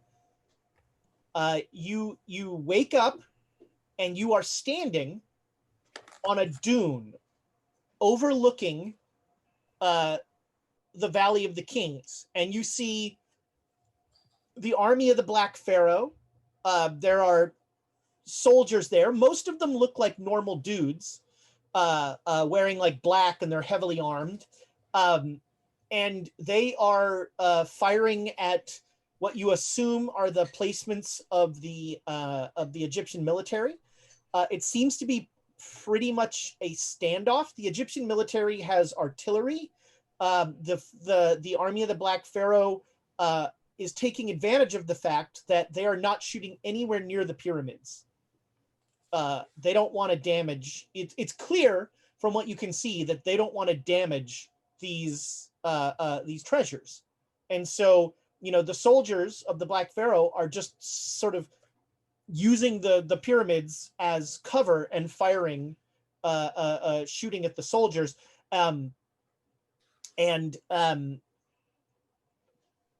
you see from your dune, you make an amazing spot hidden roll, and you see in the front of the Sphinx is sort of to the front and to the left of the pyramids, and you see on top of the Sphinx a number of figures, and you zoom in.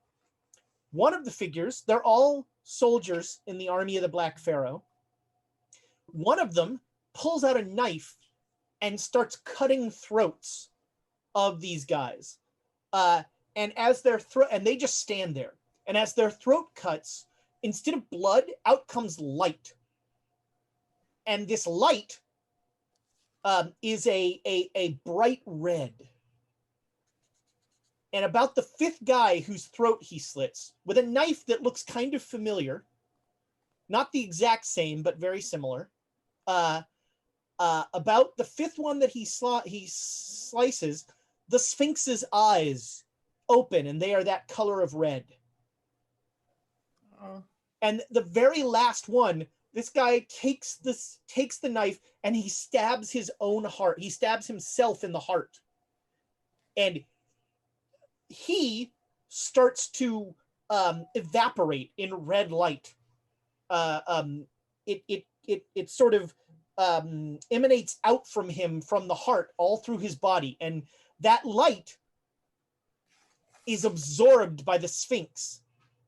And all of a sudden, the Sphinx stands on its four legs and roars.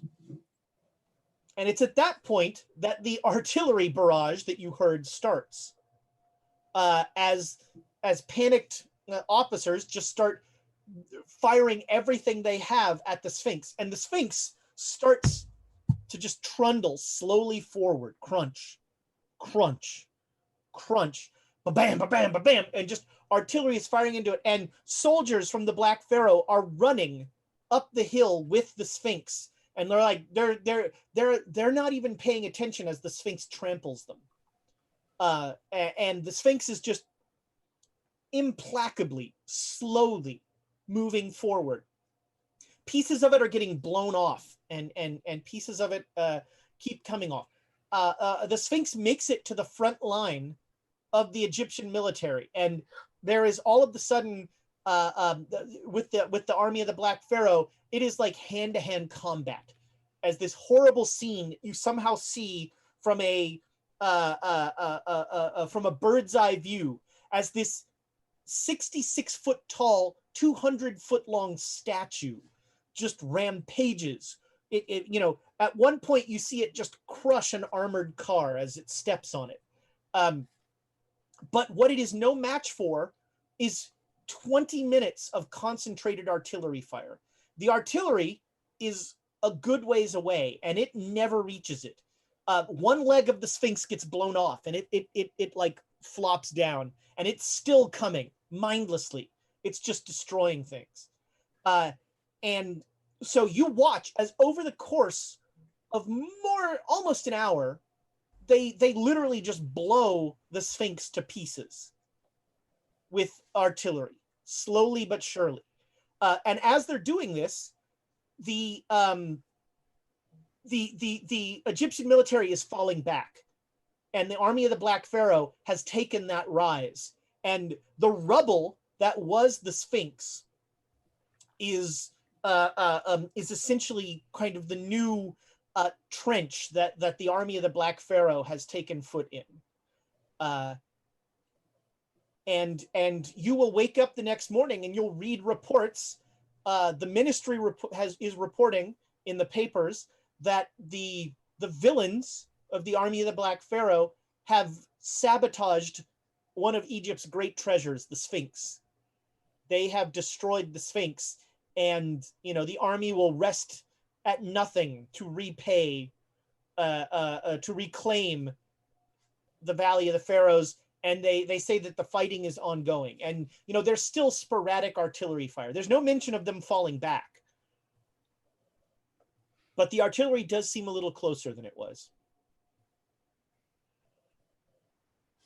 And so you three wake up, and it is now June 2nd.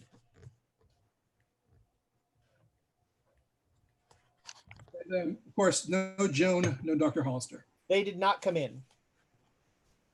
So Joan and Dr. Hollister, you make it into Dashur about 4:30 in the morning.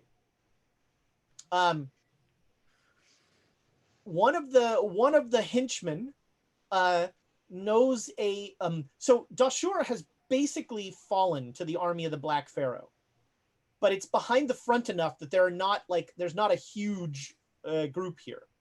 The village itself is in very bad shape. It was burnt, but one of your henchmen finds like a standing stone building that the truck can fit in, and so you're essentially hiding in this building. I love how you said that we have a henchman. You have right now you have 6 gunmen. You have Dr. Clive and Agatha. Right. Yes. And do I think it's close enough to start feeding her like small amounts of stimulants to try and bring her back? Make me a con roll.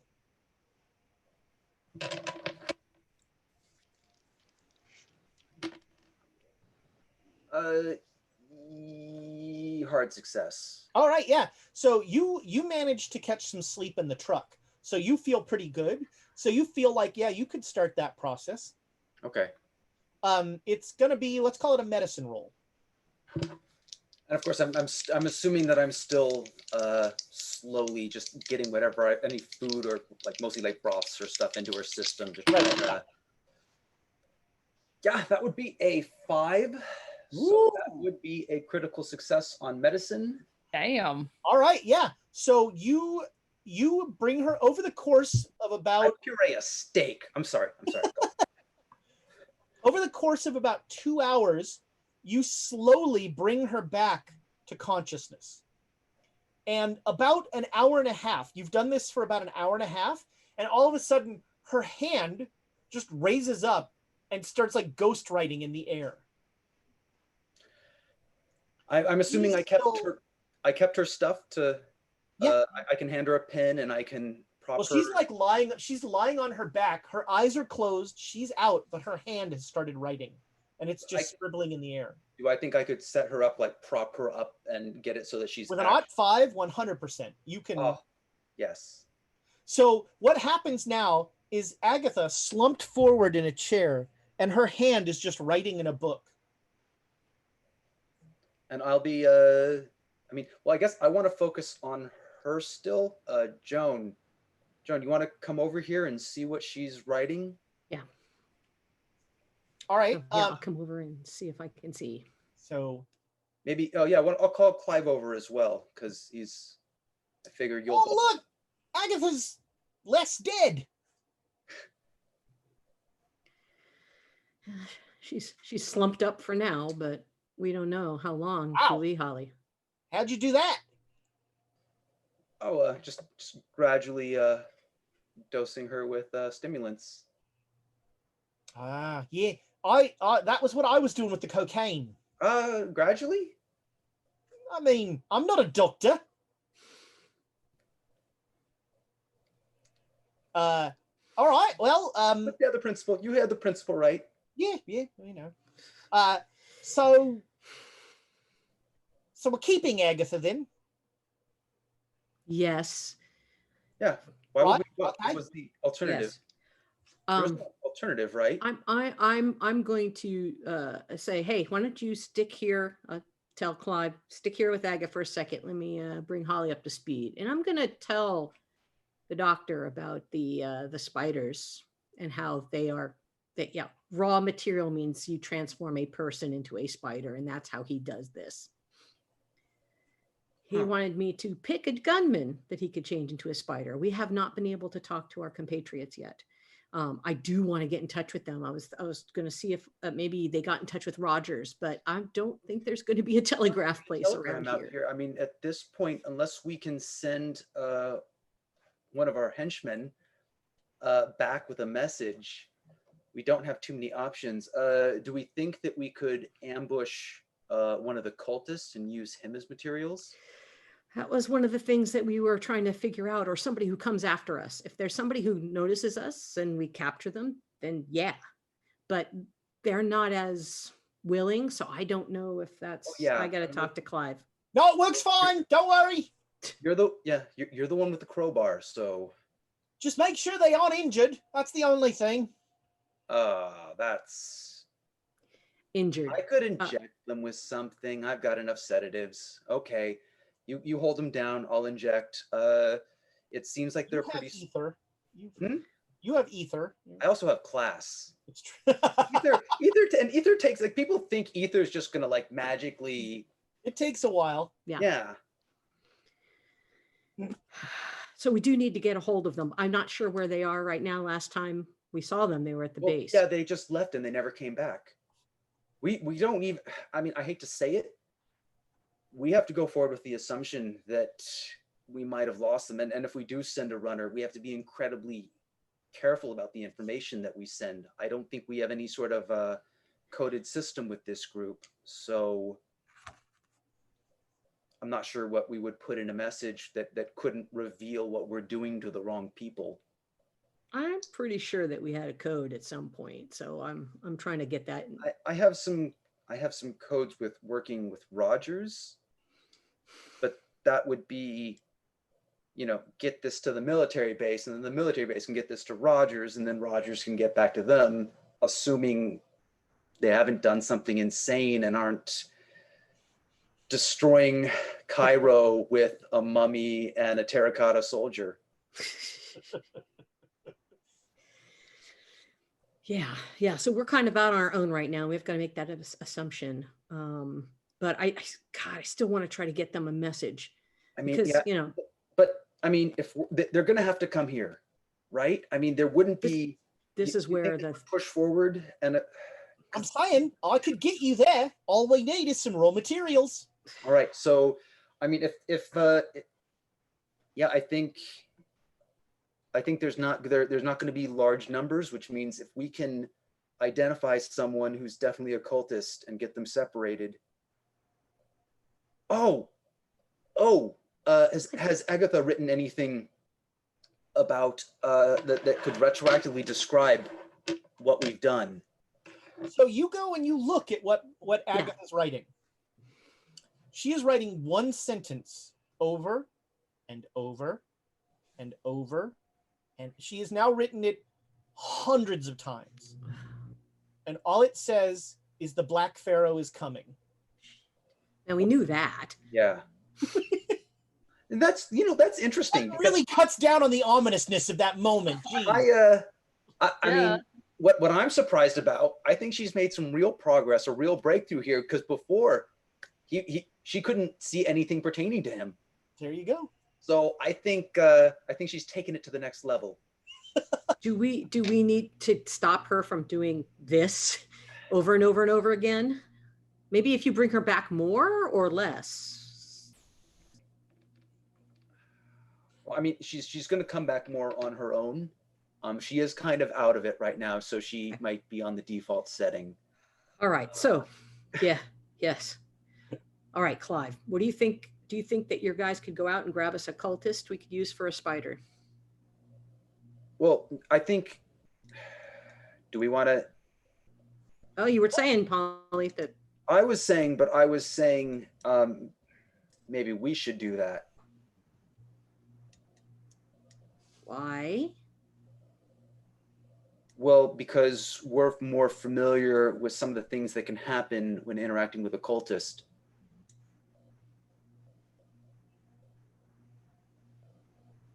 I used to work for cultists, just so we're clear. Well, yeah, but we're not asking you to go out. We're asking your henchmen to go out. They used to work with me when I worked for cultists. They've seen a few things. Yeah. But you agree they have that degree of separation. And also I have the sedatives. Well, that's true. That's true. Look. But let's try my guys, see if we get anything. If not, then you go. Well, I mean, I think your guys are best for going out and scouting around. They're going to be less conspicuous than us. So maybe they just want to they just want to scout and then come back and we can go from there. Or they can bump somebody. If they see a great opportunity and they think they can bring someone back uninjured, I mean, I wouldn't stop them. I can see this is very important to you, so we're going to get you what you need. That's reverse psychology. You are the psychiatrist. So yeah, he'll go over and he'll talk to his guys, and they will start to prepare to move out. And he'll hang. He goes back over by Agatha, and he's kind of like, I'm gonna go back over there too, and just tend to her. I'll try to talk to her. I'm assuming I've been doing that, just even if she's asleep and out, and I'll just try and I'm just doing the best I can. It probably won't help, but you never know. Oh, I also wanted to talk to Clive about, he said he could summon things to help clear all the evil out from the area. And when is he prepared to do that? Well, I mean, I could do it right now, but you don't want me to. No, not yet. Not yet. We want it really close, so the evil stays away. With summoning, right? If you don't know the bind spell as well, summoning is a tricky little thing. You don't know the bind spell. I didn't say that. You implied that it was tricky. I know several bind spells, and some of them are things I can summon, yeah. Well, it sounds like we need to have the bind and the evil things. We need both of those, right? Oh, there's no shortage of evil. Well, you said you were going to use something to things that could clear out the area, right? Right, yeah.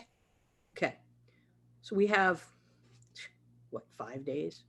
No. By the way, Hollister, Mhm. make me a psychology roll. The one thing I'm not so great at. Well, you are the psychiatrist. We have. I've got psychoanalysis. Oh, okay, no, psychoanalysis. Sorry, do a psychoanalysis. You know what? Give me some hints for what direction I might go in if I rolled a 96.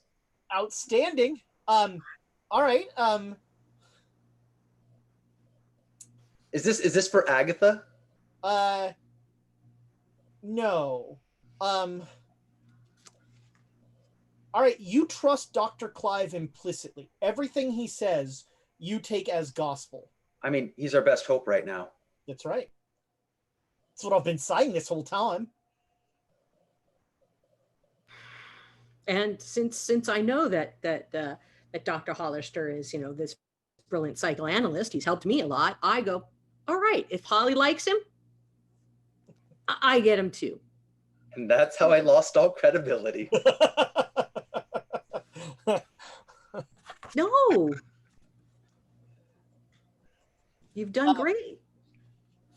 So, yeah, I mean, if you want to hear about the awful things that he can summon, he will give you, I mean, first of all, most people want to just go right to the, to a shoggoth or something really terrible. But I'm here to tell you, it's about volume. If you want to clear out a large area, so one shoggoth doesn't do so much, not easy to control, but you get yourself 37 Shantank and you've got yourself a minor army. And that can clear out a fairly significant area, let me tell you.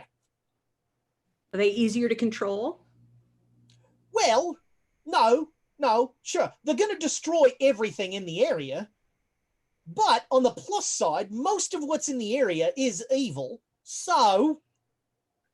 And then you'll be able to get rid of them so we can do our ritual, correct? Yeah. So if you summon those, sunlight dispels them right away. So the summoning only works until sunrise. Well, really, until until the light of the sun hits the creature. Sounds like he's thought this through pretty well. Oh, I have spent a great deal of time, of course, being a mutable concept to one such as me, but I have spent a great deal of time thinking about your problem of needing to clear out the evil from this area. And you've done the reading. I've done the reading. I know the rituals. I know several of the spells that might control what I'm doing. And I feel like we've got a very good chance. Okay. And any of them that go inside the pyramids, what's your plan for removing those? Well, Shintank are a little large to go in the pyramids. But there is you've got that book about the dolls, yeah? I have gotten it. I haven't been able to do the research yet, though, so I need to have. So the dolls, well, let's see. Think of an earthworm, right? Burrowing through the ground. Now, think if that earthworm were a train. The size of a train. Okay. That can take care of any sort of subterranean activity that might be going on there. With only minor, probably cosmetic damage to whatever they go through. Well, if they're just going through dunes. Well, then it's fine. Yeah. All right. So I'm gonna have to sit down and while we're getting things ready, getting our message ready, I'm gonna read the book. If you're worried about time, I could help you with that. Yeah? Well, yeah, we did that once. I've done that once before. What did you do? not into a headspace where it was really easy to read things fast. So anyway, keep going.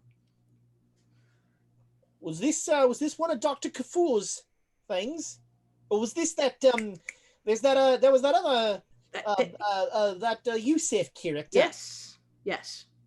Well, that's very interesting. Yes, he had some fine details with time that we so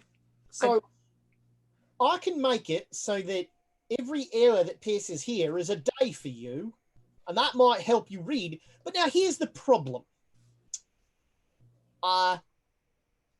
You're going to lose track of time, and it's going to feel like normal time to you. And your body's going to come back suffering. Well, it's not going to have eaten or drank for several, probably days. So I can't bring some bread with me or anything like that, or water. No, I've tried that, and you're subsumed by the book is the problem.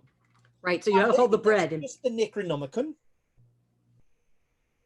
But it's not pleasant coming out of it. That's all I'm going to say, But we got Dr. Holly here. Doctor, you can help me, right? He did a bang-up job on Agatha, didn't he? Yeah. No, you got her so she can at least function, right? Yes, we've definitely ascertained that the Black Pharaoh is coming. We've nailed that one down. So Holly, what do you think? If I go for a couple days, my time, a couple hours, your time. One day at a time. Don't do any more than a day at a time. And I'd like to monitor you afterwards before you try again. And make sure to hydrate and eat in advance, of course. Okay, that makes sense. So I'll have some water. All right.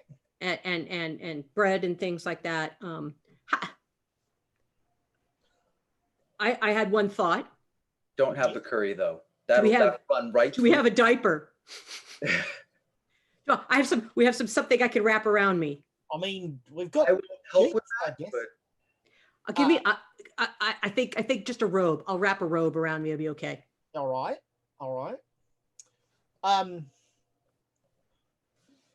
So again, this is a very disorienting experience. I want to stress that. I think it needs to be done. I need to know what's going on, and if this is something that we really need to use right now for this. We do have a couple days, but I don't know how long it'll take the spell or how many. Yeah. Let's okay. Give it a go. Well then, all right, Professor, you ready? No, she hasn't hydrated or eaten yet. All right, I'll be back then. You 1 hour. 1 hour. 1 hour, sir. All right. Okay. All right. So we cut back in the hotel. It is now the morning of June 2nd. And what are you doing? I guess we're waiting. Yeah, there's not a. Wire some money. Ask for money. Get money. Who are you asking? So what you are can my- also given your credit rating, you could just go to the bank and essentially write yourself a check for cash. Yeah, I was about to say let's however I'm gonna probably have to ask the bank person to help me figure this out, because I would want to cash against our Jackson Elias money. Oh, that is harder. Yeah. Reimbursed for that. That's all reimbursements. Yeah, that's the hard part, is that you don't have access to that account. And you don't have it would be a letter of credit or something if you had that, but Carlton Ramsey was not dumb enough to. Silvano tried, but he was not dumb enough to give you that. We have not been saving receipts. We're not getting reimbursed for shit, man. So yeah, that is definitely a challenge. You can get your own personal funds, no problem. Essentially the bank will, this is why bank fraud was so much fun in the early days, because you could just be like, I seem wealthy. I probably have the money in my account, and they couldn't exactly you know, they would wire the bank and hope that they heard back that you had money. What yeah, I was like, don't give me those ideas right now. I was gonna say it was so much easier back then, Emma. I know. I'm like, because I could like, I mean, do I know where Silvano like kept all the money, if you will? Silvano didn't keep the money. He kept the receipts. He kept the receipts. There was no. But then he asked for money in reimbursement. So like, I'm assuming at some point we were, hopefully if he was smart enough, he was forward bankrolling us with receipts. He had not submitted any like you found all his paperwork. You know, we could do a bulk submission at some point and just get a ton of money. I will give you that Silvano set up like everything through your first trip to England. Not the disastrous return to England, but the first trip through England. Like he has everything set up that you could probably mail off no problem. Just Okay. Not even Egypt. What now? You said first trip to England. Is that what you meant? Yeah. Oh boy. Wow. That's a ways back. Yeah, well, Silvano didn't go much farther, you know. Okay, so then I'm going to see if I can get some wired funds from, I forgot his name all of a sudden. Rogers. Oh, Rogers. Rogers. Yeah.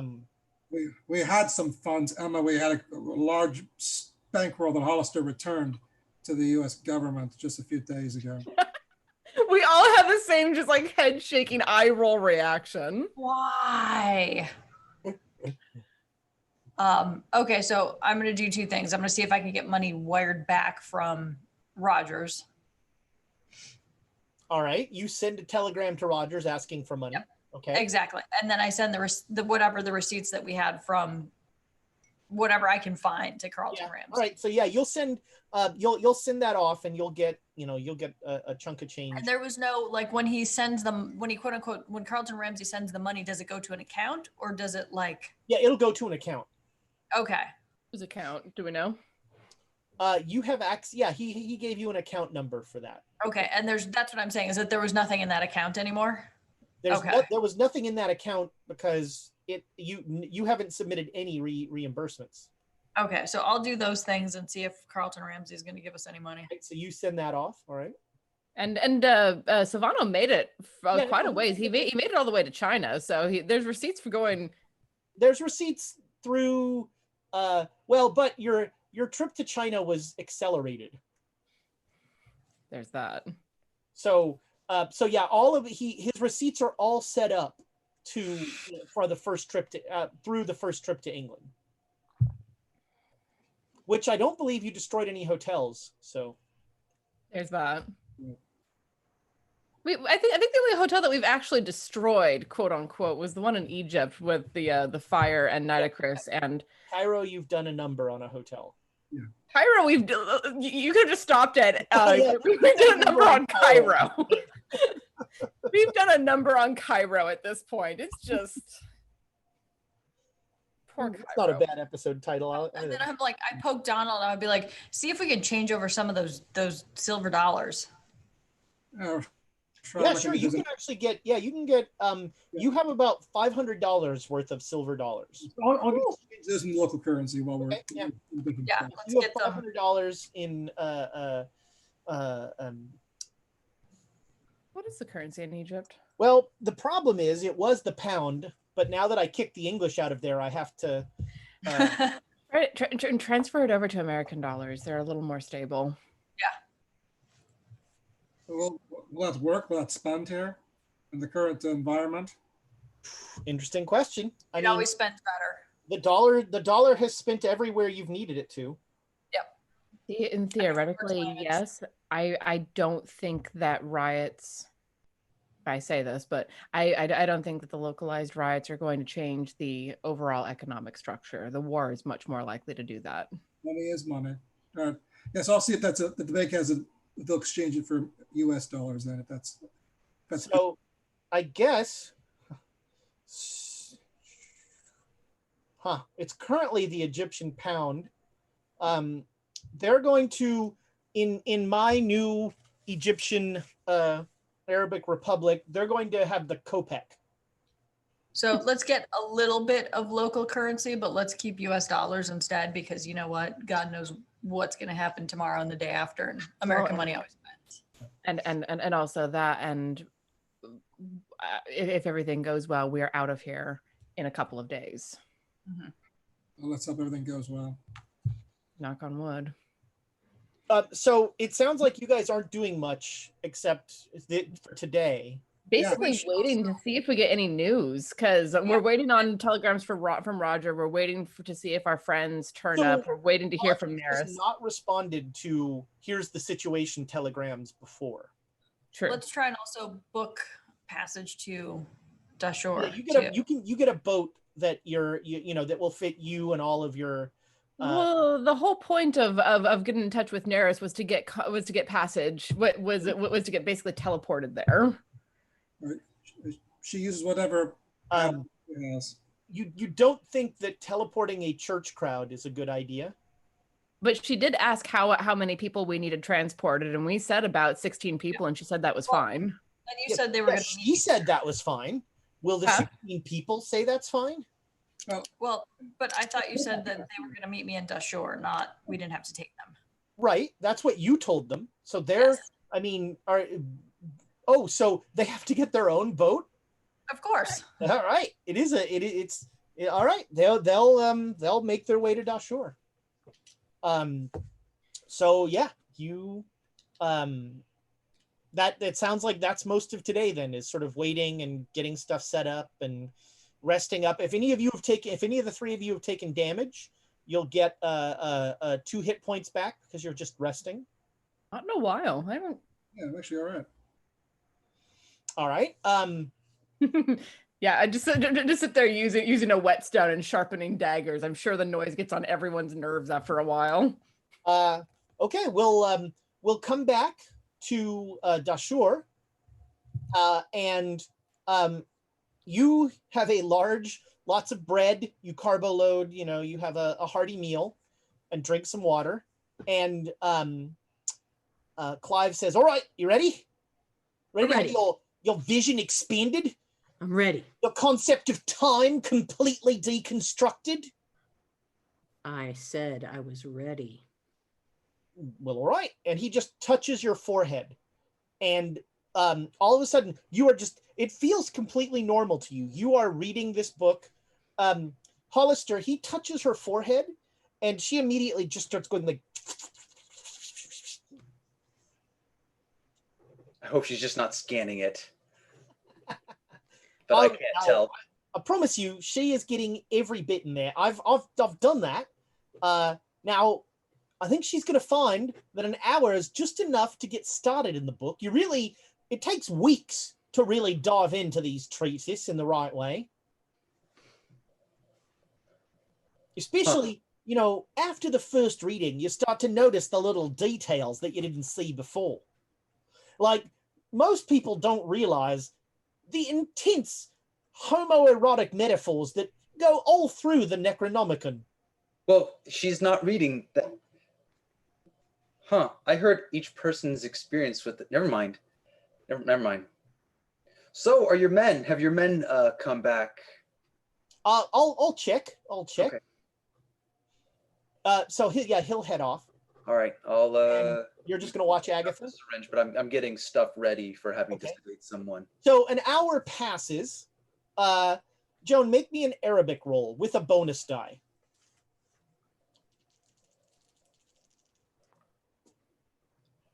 06. Boom. All right. So from your first reading of the book, you are going to lose 3 sanity. Books. And you're going to gain 7 Cthulhu mythos. Oh. Now, make me an intelligence roll. Okay. Intelligence. On 57. So that's intelligence. Yes, that's hard. Okay. You feel as if something is holding you back from truly being open to this experience. So you get the 7 Cthulhu mythos, you lose the 3 sanity, but you feel like something is some bit of self-restraint, some bit of control, or something like that is keeping you from like internalizing this ritual. Maybe if you study the book for more time. Yeah, I think I need another hour. So you come out and you've been awake for 24 hours straight. You've not eaten, you haven't drank, you haven't done anything for 24 hours. And it's almost literally like it stops and you're Oh, I think I need to do like a little jog around, get my everything growing, getting again. Can I do Oh, anything? you're not seated. No, sit down. No, getting her a cup of tea or something. Look, the first time is very disorienting. Yeah, I need more. I need more time. I need more. You're going to drop out. If you pass out, it's no good. I'm not gonna pass out. It's not a day. I've done a lot of history reading. I've done a lot of concentrated things, especially on things like this. This is epic. I've got to figure this out. I did pass out. Do you hear me? Passing out is a very confusing. Now it'll be better for you because I'm setting the duration for what you're doing. I had set the duration for myself, and then I passed out, and it was all very crazy. I got you guys here watching. Like sleeping for 4 days. Yeah. See, I've got you, and I've got Holly. I've got you guys up. You've got my back. I've got this book. And we're having your back by making you sit down, rest for a little bit, drink and eat, use the bathroom. Clean up. Yeah, I'll do that. Well, I've got exciting news.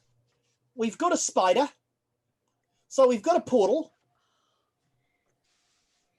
I took the liberty of creating the spider away from you because it's a very disconcerting experience. But we don't know where the tunnel goes. Right? No, this spider makes a portal.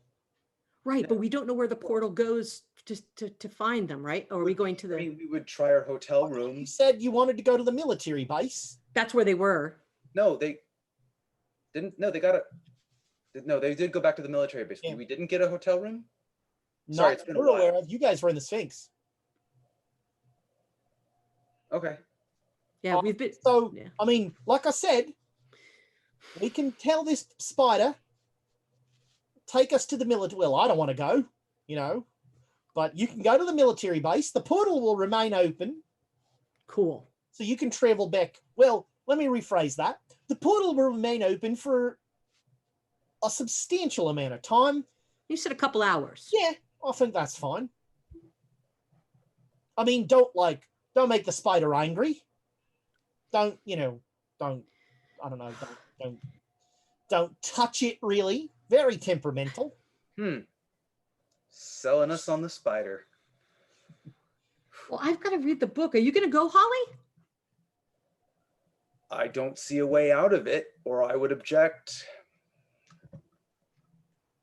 So you're going back 2 hours, 3 hours, 4 hours, 5. Can we narrow this down? How much time am I going to have? Well, normally I've found, it's 2 to 3 hours. So yeah, it should be quick to go see them and get them and bring them. Okay. I mean, it's not okay, but okay. I'll clean up a little bit and then I'm going to read some more book while you're gone. It'll be great. Know that if you don't sleep for 3 days, your brain will start breaking down. That's why we're only going to do one more, right? One more. Right? Way too much. To help however I can.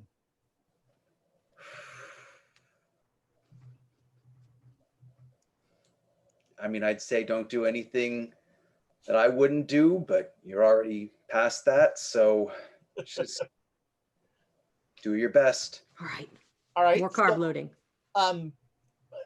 Right, you eat, go to the bathroom, do all that stuff. I'll take care of him. So as you come, Phrasing. he takes you up by the truck. That And was exactly my look. Like, yeah, take care of. That could be like the doctor way of doing it, Thomas. and he will he'll come up with you and he says like, so the spider is in the back of the truck there. Okay, I'm going to... Make a psychology roll. I don't know if I want to. You might not.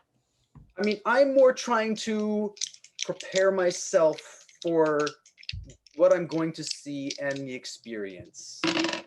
But, Did you just fumble again? yeah. All right. I trust him implicitly, if that's what you're asking. Everything this man does is He is on the his up and word is up. gold. He did not just abduct some kid and turn them into a spider. No, he didn't use one of his own henchmen and turn it into a spider. Like, you totally don't see, as he comes back to the back of the thing, his other 5 henchmen are like kind of like backing away from him. You don't even notice it. Okay. But yeah, I'm more just like, okay, you're gonna see something. Just you know what? And with that fumble, you see the spider, and you're like, okay, that's, you've prepared yourself for it.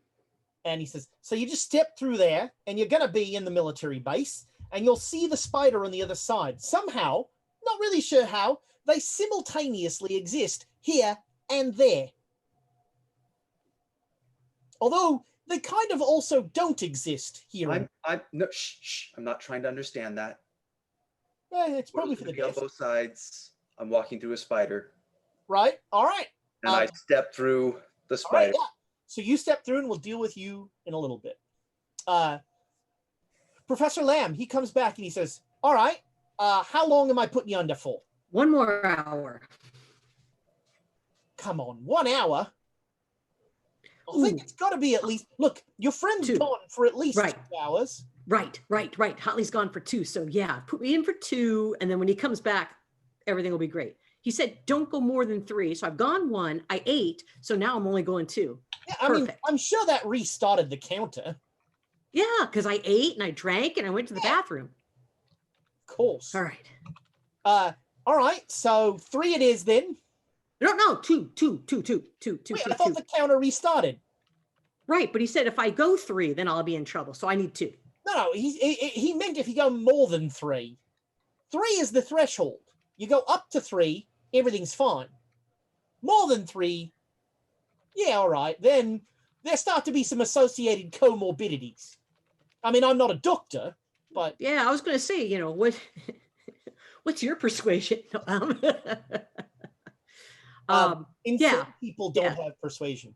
Yeah, no, I've already lost a little bit of sanity and stuff, so I'm down with this guy. All right. So 3 it is. 3 it is. Yeah, all right. I mean, if you go 4, your mind might be open to vistas you never before experienced. Yeah, but then Holly will chew us both out, and I don't want that. I'll tell you, the first time that I went 5, I met someone from Pluto. It was a bug, put my brain in a jar, took me to Pluto. Whoa. Yeah. Let me tell you, that is an experience. You wouldn't know either, right? No, I don't. Cut my head right here, took my brain out, put it in a jar, off to Pluto. Really seamless. Yeah, but I don't want to push it. I don't want to be gone when he gets back. Do you know what I mean? If I'm in a Pluto head jar thing, that would be bad. I want to be here when he gets back. Well, I mean, your body would be here, 3. right? 3. We'll do 3, right? 3. We got this. All right, 3 it is. You're the boss. All right. Thank you. What can I do? Thank you for that, Clive. I'm just here to help. I want nothing but the success of this expedition. All right. Yeah. All right. Let's go. Everything evil around there. You're gonna put the capstone back on, and that'll get rid of that Black Pharaoh fella. Perfect. All right, let's go. All right. He taps you on the head, and you are back in there. So you step through the spider, and you're covered in spiders. That's how spider portals work. And you step out behind a building on the military base. So you're like away from things. You hear, do you speak Arabic, Dr. Hollister? I do not. Okay. You hear some very agitated Arabic voices. Can I peek around a corner very subtly? Are they talking? It seems like most of the American soldiers are very focused on the front of the camp. Okay, I'm gonna run towards the back and try and catch someone. Okay, yeah, you'll find there's a soldier. Yeah, and I don't remember the name of the lieutenant we were talking to, but can you direct me to Lieutenant such and such? It was. I think I wrote it down for a rare thing. Oh, I might have written it down too, but you know what? No, apparently not. Why would I do that? Just, Yeah. Oh, you want to talk to the CO? He's a little busy with the riot and everything.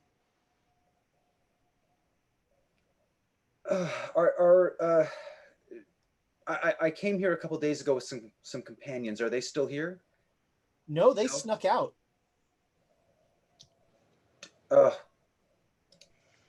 Okay. I'm gonna go to where I would send a telegram.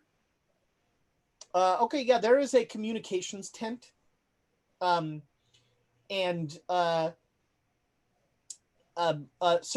if you want to send any communications, and then you drop like your military, you're a military guy, so you drop your thing, and he's like, oh, of course, sir.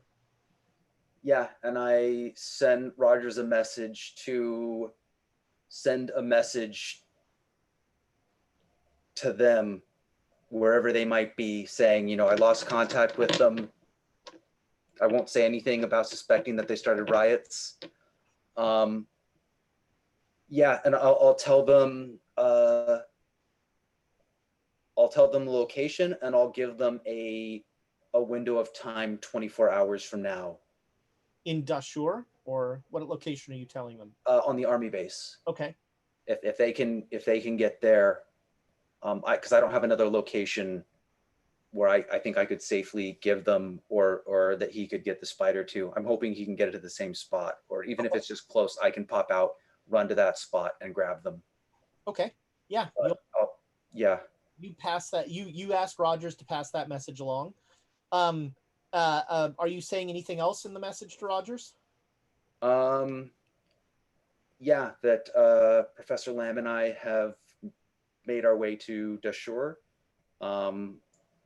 We have some confidence in our ability to clear the area of evil, but we don't think we have the necessary sacrifices. Okay. And yeah, I'll leave it at that. All right.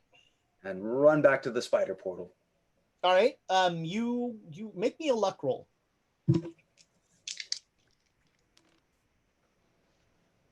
All right. Yeah. Nobody has stumbled upon the spider portal. And before I hop in, I'll look around to see if there's any less conspicuous places just off the top of my head. This is pretty good. You're like at the back of the base, behind a building. So, okay. It seems like, I mean, is the spider aware?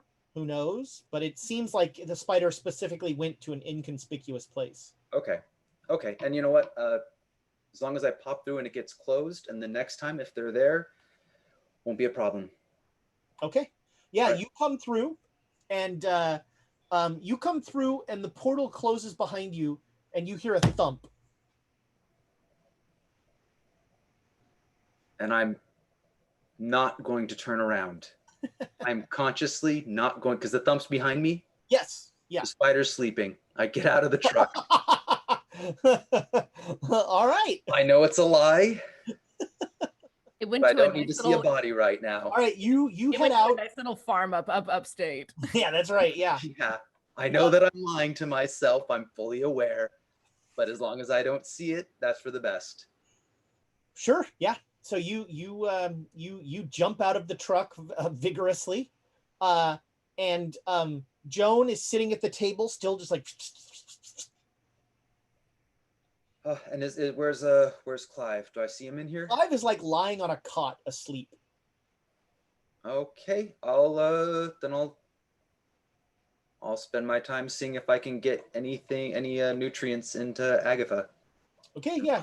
Her situation and try talking to her some more. All right. You spend a little more time with Agatha, and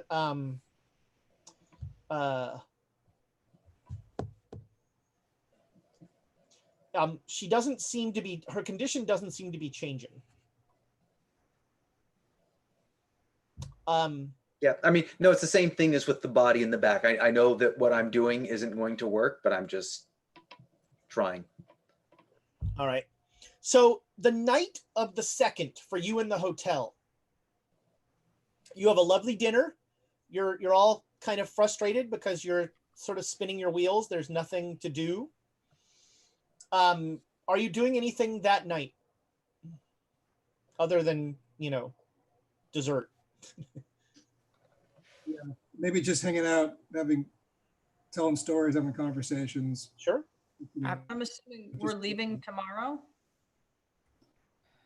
Have we seen any cots at all? Any news from the cots? Not yet. Not yet, but I mean, I'm sure I would have heard by now if she was displeased by the offering. Cats do not hesitate to make their displeasure known. Well, do we need to leave tomorrow? Well, that's the question. We need to be there probably by the 5th. So Your people are theoretically arriving the 5th. right. So we should 4th. probably, the best idea is going to be spending tomorrow gathering supplies for camping in the desert for a couple of days. One thing we should be mindful of, whatever it is that Australian fellow is doing, I don't think we want to be there when it happens. I would very much prefer to not be there, yes. So we should arrive maybe not the last minutes, but you're right, the day before. I mean, assuming that he made it there. We don't know. We Well, don't know. Travel through portals into locked libraries and whatnot. I think that transportation is not a problem for him. I mean, unless he was knocked unconscious and taken prisoner by someone working for the army of the Black Pharaoh. Perhaps, but I think we'd see some evidence of that, the bloody mess, something more than what we saw. Pardon me for breaking the stream here, but I just saw that my buddy Tossie was in the crowd. So, Hi, Tossie. Everybody, take some time to go and watch Tossie stream. He's I don't watch people play video games, but I will watch Tossie do just about anything. He's fun. He's one of the folks that someday I will play Gloomhaven with again. Someday soon. We will play. But Tossie, great seeing you. Thanks so much for joining us. That is awesome. Miss you, buddy. So when you go to sleep, let's see. Each of you make me a POW roll. Yay. Okay. Yep, made it. Normal success. Not 9. Critical success for me. All right. Who made the best? I mean, who got a normal success? Right here. I did. All right. So you two, very faintly, let's see, Emma, you both know, thanks to the weird way our world works, you both know the voice of, Emma, you know the voice of Professor Aldridge. Yes. You very faintly hear Aldridge's voice in your dreams saying, "Let me in. Let me in." No. And as soon as you say no, you don't hear the voice anymore. Okay.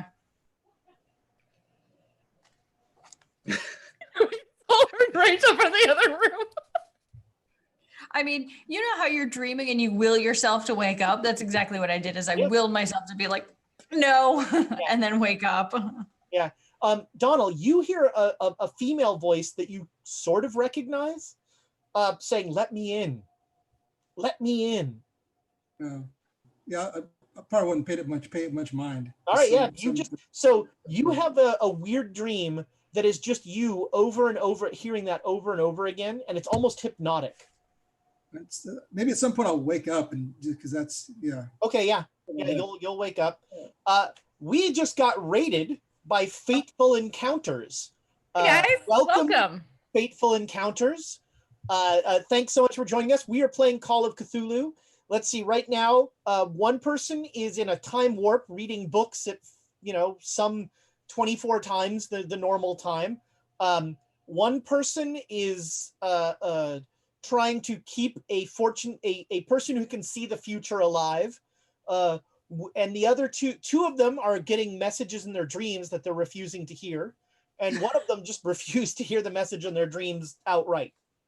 That's about where we are. So thanks for the raid. Thanks for joining us. Now I feel like I have to, and you missed the Sphinx coming alive and killing a bunch of people. It was, as Sphinxes do. If I'd known you were coming, I would have saved that for y'all.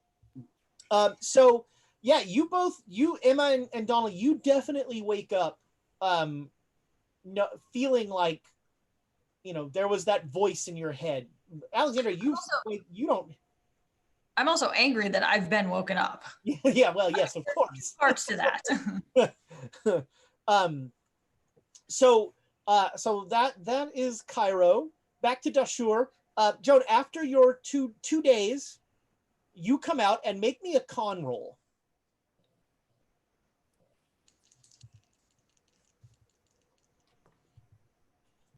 Ooh, yes, 25. All right, yeah, you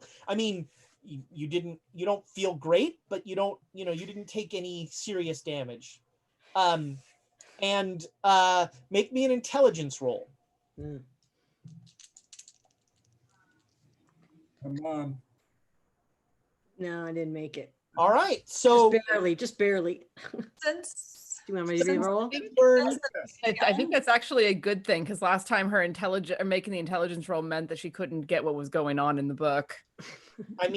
So you have looked at this book and you've spent 2 days studying it, and you have learned the spell Summon Dole, Dhole. Not DOLE, like the you're not summoning the pineapple. You have been spelling it wrong the whole time in my notes. So I can summon bananas, is what you're saying, right? You lose 5 sanity. Oh my God. And so let's see. I'm gonna go old school Cthulhu here, and you're gonna get a phobia. Giant worms.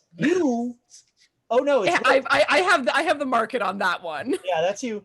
You are terrified of time ending. You are terrified of running out of time. You are very aware how finite everything is. Okay. So that means I'm going to talk a lot faster now, too. That probably. I get that needle that I had for sedating. I want to be sedated. Yeah, okay. I was going to go more Hamilton. You write like you're running out of time. There you go. There you go. And so, yeah, you come out of it, and A, you've learned this incredible knowledge, and B, you're aware of like how much time that took. And, the world may end in, 6 months now, 5 months. And at the very least, you're going to be dead in 40 years? There's no time. There's none. No time at all. No time at all. I got to find everything, do everything. Come on, guys. Let's get this together now. I can't go anywhere. I like where your head's at. Time is the most important resource we have. So, but things have to be on time. We have to wait. We have to wait for the right day to do the I can't even speak anymore. I think, look, it's not going to be a pleasant ritual, but I think I could make it the day we need it to be. But then we lose time. I could. No, everything will just come. It'll just be, right? No, because we It'll have be to the clear day. everything out. We should be making preparation. We should be scouting. We can't just throw that away. And besides, we're waiting on the others to show up. I sent them a message. I couldn't find them. Okay, Tomorrow at the same time, I'm gonna tell them to be where the last spider was. Your current so spider. what can we do before then? What can we do Only before then? they What kind of picked things up do we the have to get dream before then? phone. If only they'd picked up the dream phone. I'm sure they'll be there. We just have to sacrifice one more person to make it happen. It'll all be worth it. Well, actually, just to be clear, for the ritual that we're going to use to move time ahead to the day, it's more than one person. Well, no, we're not going to do that. Oh. Because people are valuable. Well. Uh-huh. Yeah, yes. Value. Everything has value. At time. We don't have any time, guys. We got to get this stuff done. What else we got to do now? What else do we have to do now? Well, we have to wait a day. No. You should sleep. No. Can I sleep for 2 hours? Sure. That will do it, right? No, Clive, you're probably no, not going to wake back up given that you've been out for 2 days. Oh, but Clive, you can wake me back up, right? That's No. one of the other things, right? No. Come on. Yeah, no. He can. If he can put me out for 2 days, he can wake me up in 2 days. That would be great, right? Oh, I could go back and I could sleep. Here. Hit me in the head again, and I could sleep for 2 days in an hour. I'm pulling the book away if that's happening. It is. Why did I never think of that? That is a fantastic idea. Isn't that cool? Then you could sleep 2 days. And it's like you've slept for an entire day. Yes. No, it's not good to. Okay, I'm gonna try it. I'm gonna lie down in bed. I'm gonna lie down in bed and I'm gonna curl up and then I'm gonna sleep for 2 days, right? No, not 2 days. Oh no, that doesn't work. It doesn't work like that. Touches her forehead. Oh, what have you done? I put it she's going to be asleep for 2 hours, but it's going to feel like she's asleep for 2 days. But that's not good. That's not good that's not healthy. Well, look, I mean, we can agree to disagree there. I'm walking out. I'm walking out of the room. I'm just gonna get. All right, as you walk out of the room, you hear Clive going, "Just go to sleep. Yeah, that's right. Just go to sleep. Sleep."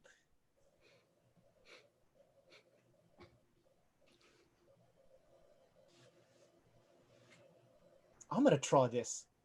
You hear like a thud, and like Clive is now asleep, turbo sleeping. I'm gonna never have to really sleep again.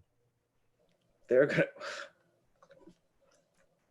was gonna say something like they're gonna lose their minds, but Clive's way ahead of the ball on that one. Okay, no, I'm gonna do something else to take my mind off of today's events. All right. Yeah, you can spend some time, taking care of Agatha. Again, all she's doing is writing again and again, "The Black Pharaoh is coming." I'm going to tell her about my day. She's a good listener. You know what? You gain a sanity as you spend the rest of the evening just being like, "Let me tell you about my life." And you start to understand like how useful it is when you do that for other people. I'm gonna whatever I can scavenge to make like a halfway decent meal. I'm gonna do something nice for myself. Yeah. I like it. Yeah. The four guys will share their meal. The five henchmen, will like share their meal with you. Okay. Yeah. I mean, if I can make anything to share with them, of course. Mm-hmm. So about an hour after you do that, you hear Clive going, "I feel Great! You just think you feel great. But that's what feeling great is. Oh, I said that under my Great is breath. thinking you feel great.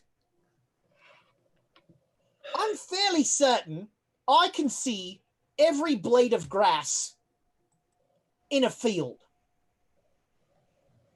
I just need to find a field.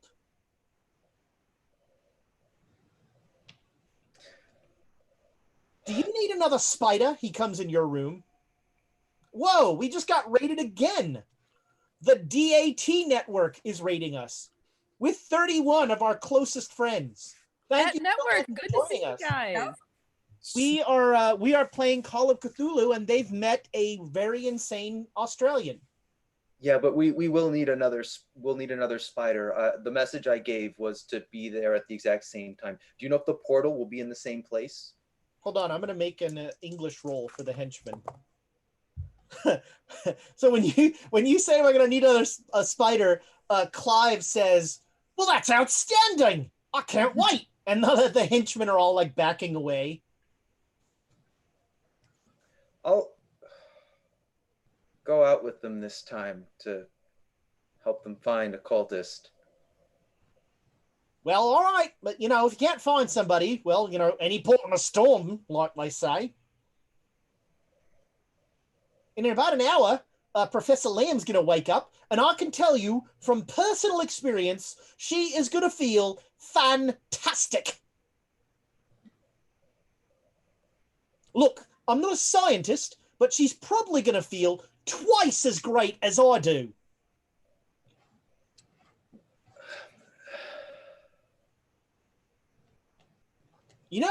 This may sound crazy, but I think I can see every blade of grass in a field. Yeah, you mentioned I that. have to go find a field. I'll be back. I mean, if there's no blades of grass, you can always use sand. Ooh, wow. Think there's a good amount of that out there. You've just expanded my horizons, friend. I wonder if I can see an individual grain of sand. I'll have to go. He heads out, very excited. So you go out with two of the henchmen. One of the henchmen, he'll in English, he'll say to you, "You should leave. He's crazy." Yes, I know that much, but we're in a corner right now. We need him. He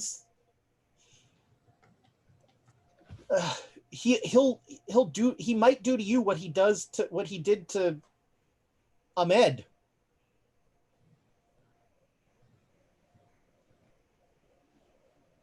I don't want to ask. What did he do to Ahmed? He turned Ahmed into that spider thing. So yeah, we're gonna need to find someone else for that.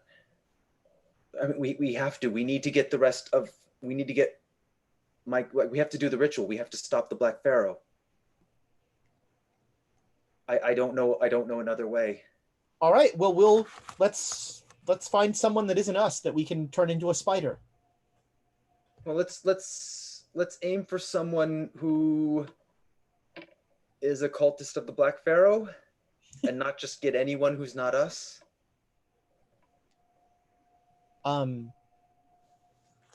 I would prefer not to be so granular.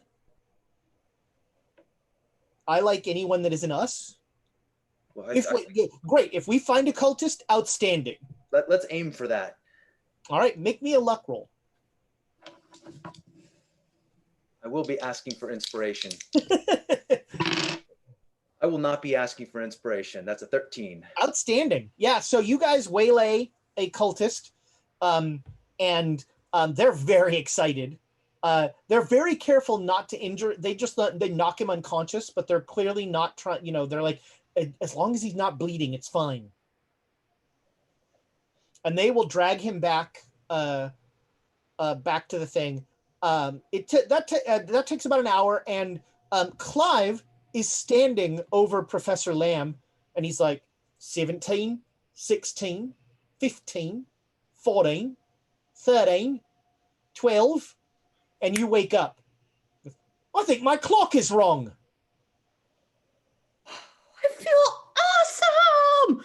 I know, right? I see. Oh, I bet you I could see individual grains of sand. Let's go count them now. I tried. There's really a lot of them. But yes, they're there for us. But now I think we can study these books even deeper.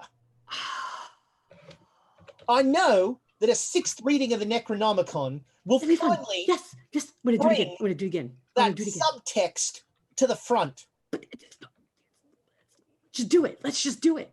Let's just give me the book. Give me the book. So you already learned the spell? You learned the spell already? I learned how to summon the D-hole. Okay, and now you just need Well, to find it? just to be clear, D-hole sounds rude. It's a dole. Oh, dole. Yeah. Like the fruit. I'll tell you, I called one a D-hole once, and it didn't go well for me. But you're still here. They don't really understand English or language as a construct, but they're a little touchy about their own name. Dole. So do these need to be bound as well? You summon and then you bind? Well, look, if you're going to summon anything, you're going to want to bind it. Okay, and so she just needs to learn the binding. I'm sure. Cool. Where's the binding? You got to read the book, right?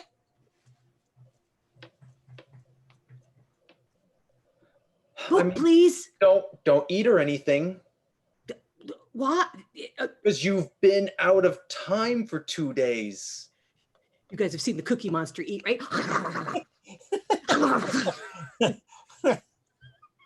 Yeah, you eat like 3 days worth of food. You are as soon as food is in front of you, you are starving. I feel like I have to do a PSA for anyone who ever learns how to control time. It would not work like this. This would ruin you. This would wreck you so hard. No, so it is ruining, like, I mean, just out of game. This guy's quite insane. There's a reason that, like, he can cast spells left, right, and center because he doesn't have to worry about sand loss. But Joan You sure? Yeah. is going on us away. It's true. Going away. So Bye-bye, Joan. so 2 Where hours. are you going, Holly? Are you going for 3 hours this time? Well, I think I've eaten enough. No, I'll just wrap this your ability- around me and then You won't be able to read. The words in the book will be melting in front of you. You won't be reading them anymore. Your brain won't let you. no, I laser.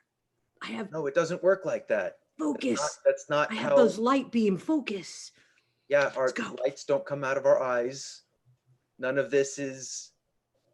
Are you All I'm hearing is a lot of what you can't do. Yeah. What is this, Holly? You're supposed to be the guy who tells me, who gets me, lifts me up, and helps me go. Come on. You can do do it. 2 days. You can do 2 2 days. days. 2 more days. 2 more days. 2 more days. Let's go. All right.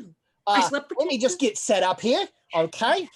Got myself my Necronomicon. You've got That's all I your. can do. Oh my God. He touches your forehead, and you are in again. And then he says, "Would you do me a favor? I'm about to put myself under. Mhm. And all I'm going to need is for you." Have you eaten? Oh yeah. So all I'm going to need for you is to take my finger off my forehead and just put it in the book. What? I'm just going to need for you to Take- take my finger off my forehead where it will be stuck because of a mild temporal distortion and put it on the book. Okay. Is there like a stick somewhere? Yeah, you can find a stick, sure. Okay. Put it on So he touches himself on his forehead and he freezes like this. and then I take a stick and try and move his finger to the. All right, yeah, you very roughly slide it down to the book, and then he immediately is just like, and both of them, it's like stereo, like the weird sound of it almost sounds like cards shuffling. Um, I'm not staying in this room. So the cultist is woken up, and the four guys are like have him tied to a chair. And he's gagged, right? Oh yeah. Okay. And one of the guys says, when do we need to have this ready? I mean, are we still on the day that I went through the portal? This is the evening of the 2nd. Oh yeah, so it'll be tomorrow. And how long? It took him like an hour to do the ritual, right? Yeah. So then buffer in a half hour, just amount of grace time. He'll want to start at about that time to meet the time that I expect them to be at that army base. Just to warn you, when he goes like that, he usually passes out afterwards. Well, he's going to sleep through the night, right? Oh, he passes out from doing the spider? No, the time thing. Oh yeah, that's good. Okay. I hope that he does. Okay. That's fine. So we come back to the hotel, and it is the morning of June. Whoops! There goes my pen. Oh, it is the morning of June 3rd. And Emma and Donald, you both wake up with that memory of that dream. You know it was Alexandra's. It was Dr. Aldridge's voice. Donald, you don't. It was a voice you kind of didn't recognize. Right. This bloody annoying dream all night. There's some woman pestering me to answer some phone call or something. I like how you say it was bloody annoying that a woman was pestering you in your dreams. Okay. Good questions about you, sir, but whatever. As long as I wasn't the one being bloody annoying in your dreams. It wasn't your voice. It's somebody else. I don't even recall the what sounded familiar, but I can't place it. I need some coffee.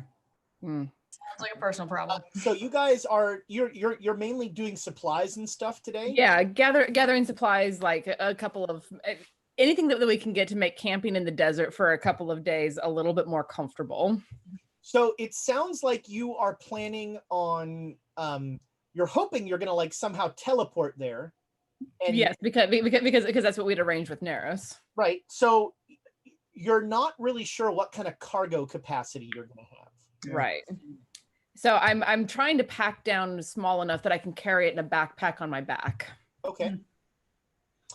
Sure. With let's say 200 of the $500 that you had, you can easily get the three of you fully kitted out with, light, portable, good camping, good clothes, good desert gear, that sort of thing. And then we want to get Emma's party invitees some snacks as well, right? Yeah, we do. We have to put out a party spread. So, I mean, you're not sure, like, you're going to have to carry whatever this is because you're not getting a truck or a boat. No. So you can't just buy like crates of food. I mean, we could buy we could get up to like 3 crates of food as long as we're all able to carry it. Sure. Yeah, get some camels or something while we're down there. You're gonna run camels. I have no idea how big this portal is or how long it'll be open, so camels are probably not a great idea. Alexandra, make me an intelligence roll. Oh, good. Yep. So you said portal. Mm-hmm. There's been no discussion of portals. You don't know How she's getting us there. Yeah. That's true. Yeah, and I'll mention that where it's like I've been using the term portal because that's how we've been doing a lot of transport back and forth, but I have no idea how we're doing this or what the capacity of it is. Maybe she has some tunnels or something, but that requires time to move from one place to another. It does. I mean, you have heard stories about all the tunnels. And we know someone who's been in one of the tunnels. Maybe I've been on Yeah. this before. Did we set a time to meet with her? She has not. Okay. No, she hasn't. No. Maybe we should make our way there. Where? Old Cairo. No. I mean, you know exactly where the temple is. That is absolutely true. And the last time we were there, we killed 2 people. I'd like to not be in the same spot again where someone will almost certainly recognize Donald and me. That sounds like a recipe for a terrible idea. Yeah. We had no cats visiting us last night, I take it. Not that I've seen.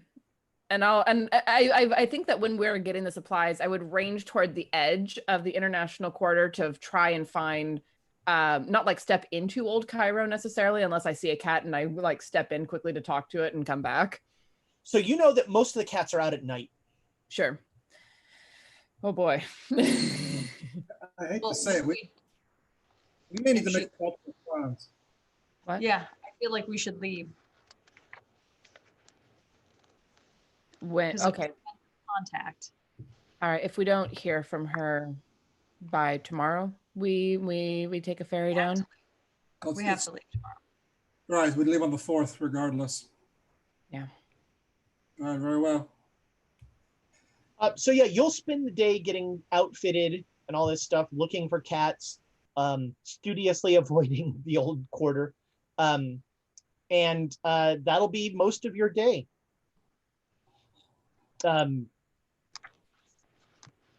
Professor Lamb, you come out of 2 hours of days, and you notice that Clive is still going. Oh man, he's still in there. Oh, the Make me things an he's gonna see. intelligence roll.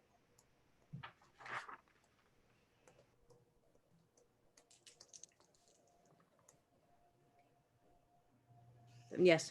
Okay. So this time you feel like you're again, you feel like your brain was dancing around learning whatever ritual you were trying to learn.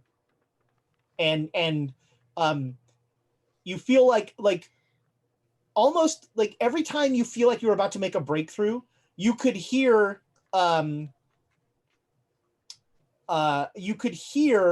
Hollister's voice going, "That's dangerous. Don't do that. Your brain's going to shut down." Love the man, but he don't get it. And an hour passes, and you're like eating like crazy and doing all this stuff. I got cleaned up. And Clive is still in there. He's still reading. I'm gonna see if I can get him to come out because we got to talk. So you're gonna like shake him. Yes. All right. All right. You shake him, and he starts to go like.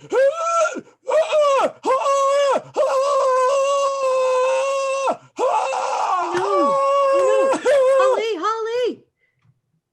You hear screaming in the other room. Yeah, I run in. What's going on? You see Clive make a medicine roll. I think I just. Nope. All right. Something is terribly wrong with Clive. I just tried to wake him up. I tried to wake him up because he should Was he in the get speed? talk. Did you try to? I tried to wake him up. I didn't do it again. I tried to wake him up. Yeah. You know, Hollister, we can inspire that role. Just throwing that out there. You know what though? I'm just gonna sedate him. All right. Yeah. Hollister just walks up and bam. Oh, God, what does sedation do to a massive heart attack? Do we have any doctors in the stream? Nothing good. I'm gonna just make a roll and see what happens. Wow. 07. Okay. So you sedate him, and he just goes from like oh to bam. His head just hits the table, and he is out.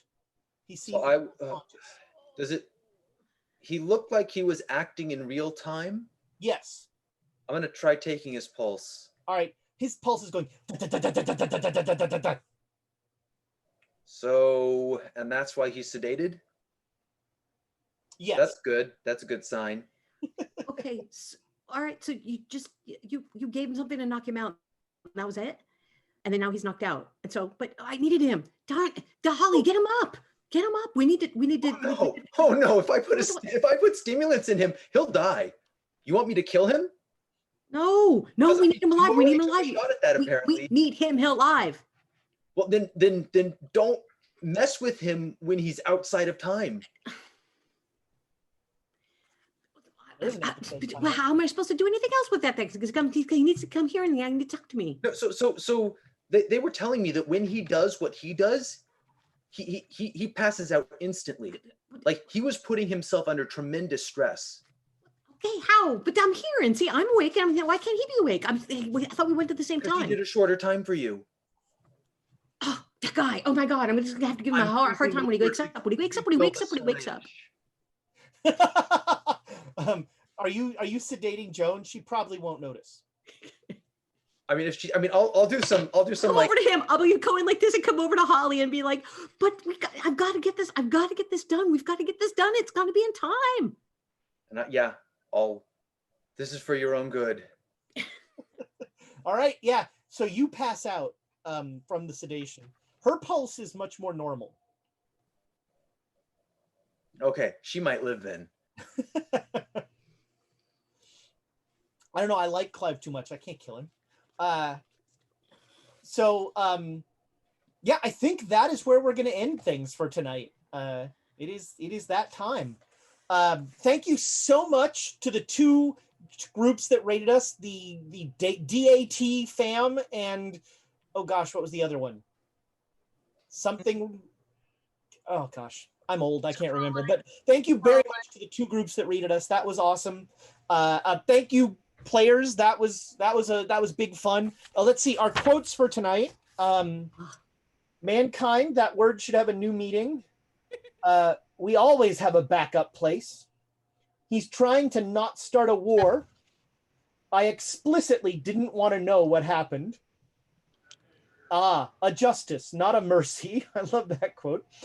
It's not safe out there and it's not safe in here. Oh, that's not great timing. It's a shame about the Sphinx.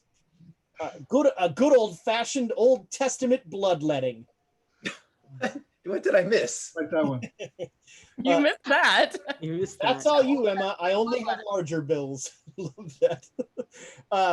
Not safe here anymore. Not safe here anymore is a wide umbrella. No bodies, no blood. They're fine. You have ether. I also have class. That's good. We've done a number on Cairo. We may need to make multiple plans. And don't mess with him outside of time. I don't know. What do you think is the title? I explicitly didn't want to know what happened. Yeah. That's my current leader. That also feels very much like this episode where I'm like, you notice I didn't ask what happened. I just asked what time do we have to leave? and then you went on and proceeded to ask exactly what happened because circumstances demanded that you needed to know. Yeah. Also, we've got, let's see here. We've got like 5 bits. So we're going to trigger a giveaway on Monday show. There you go. James, you're welcome. Thank the nice Call of Cthulhu folks for giving you a giveaway on Monday. Congratulations, Nathaniel Locklane, for winning a set of Great Dane Society coasters, which apparently everyone else thinks smell great, but I don't. My God, maybe I have COVID. I've lost my sense of coaster smell. Oh God, no! I have coaster COVID. Just coasters. I can't smell coasters. Wait, let me try a different coaster. No, this one doesn't smell like anything either. Oh my God, I have coaster COVID. I've got it too. Wait, hold on. I have another. Who said that these smelled? Who smelled them? This one kind of smells. They smell like cut wood. Yeah. This one kind of smells. Well, that's just good radio. Sorry, that bit went on about one coaster too long. Mine smells like spilt bourbon. I mean, if you're going to go spilling bourbon, that'll happen, Mr. Alcohol Abuser. No, alcohol and I get along great. We have a wonderful relationship. You take that back. Says you. Says you. Says I'm you. gonna title the episode "Alcohol and I Get Along Great." It's not too late, man. That's a good one. Friends, don't forget Monday. We've got Dragon of Icespire Peak with James GMing several of the faces you'll see here. That is good, wacky D&D fun. Tuesday, the Chaos Agents are back, and they're about the same as usual. Actually, they're Yeah. it's fun. We're as good as ever. Yeah, we're back. Whatever that means. They're And as good as they Thomas can be. In the chat, Thomas mentioned tomorrow there's going to be another episode of Gloomhaven dropping, so look for that on our YouTube page. And then we are back here on Saturday. Again, thank you so much for joining us. If this was your first journey with the Great Dane Society, you can find all of our adventures on YouTube. Go there, subscribe to us on YouTube. Start with episode 1. I still can't get over that person last week who was like, "Hey, why I'm a little behind. Why does the cast look different? and whatever happened to Jackson Elias?" Oh, And we're all like, "Oh, honey, oh, honey." He went to live on a cheesecake ranch. He's very happy there. Upstate. Farm upstate. So find us on YouTube, follow our past adventures. We have over a year's worth of just this kind of silliness, and silliness mixed with the occasional really creepy thing that is the beauty of Call of Cthulhu. Man, this put me in a great mood. Thank you so much, guys. This was a fun. I can't kill Dr. Clive. I'm having too much fun doing them. And thank you to Braden, who is the whole reason that Clive is a crazy Australian. Mm-hmm. And congratulations to Braden for his 24-hour Call of Cthulhu game. I tuned in several times, and at least once somebody was napping. I think one of the characters was dozing off, but that was a beautiful brand of insanity. That was amazing. They actually did it. That's what it's holy crap. Insane. We can't do that. The 12-hour stream that we did on New Year's Day was killer enough as it was. I can't imagine playing Call of Cthulhu for 24 hours. That's just it was I'm hats off to them. And they I want to say they almost doubled their goal. I think it was 1.5, somewhere around there. It was real 1.5 times their goal, which is fantastic. And Thomas says we're actually, when this is done, we're going to raid another charity stream. So wonderful. Stick around. For that. I guess there's nothing left to say, but goodbye, internet friends.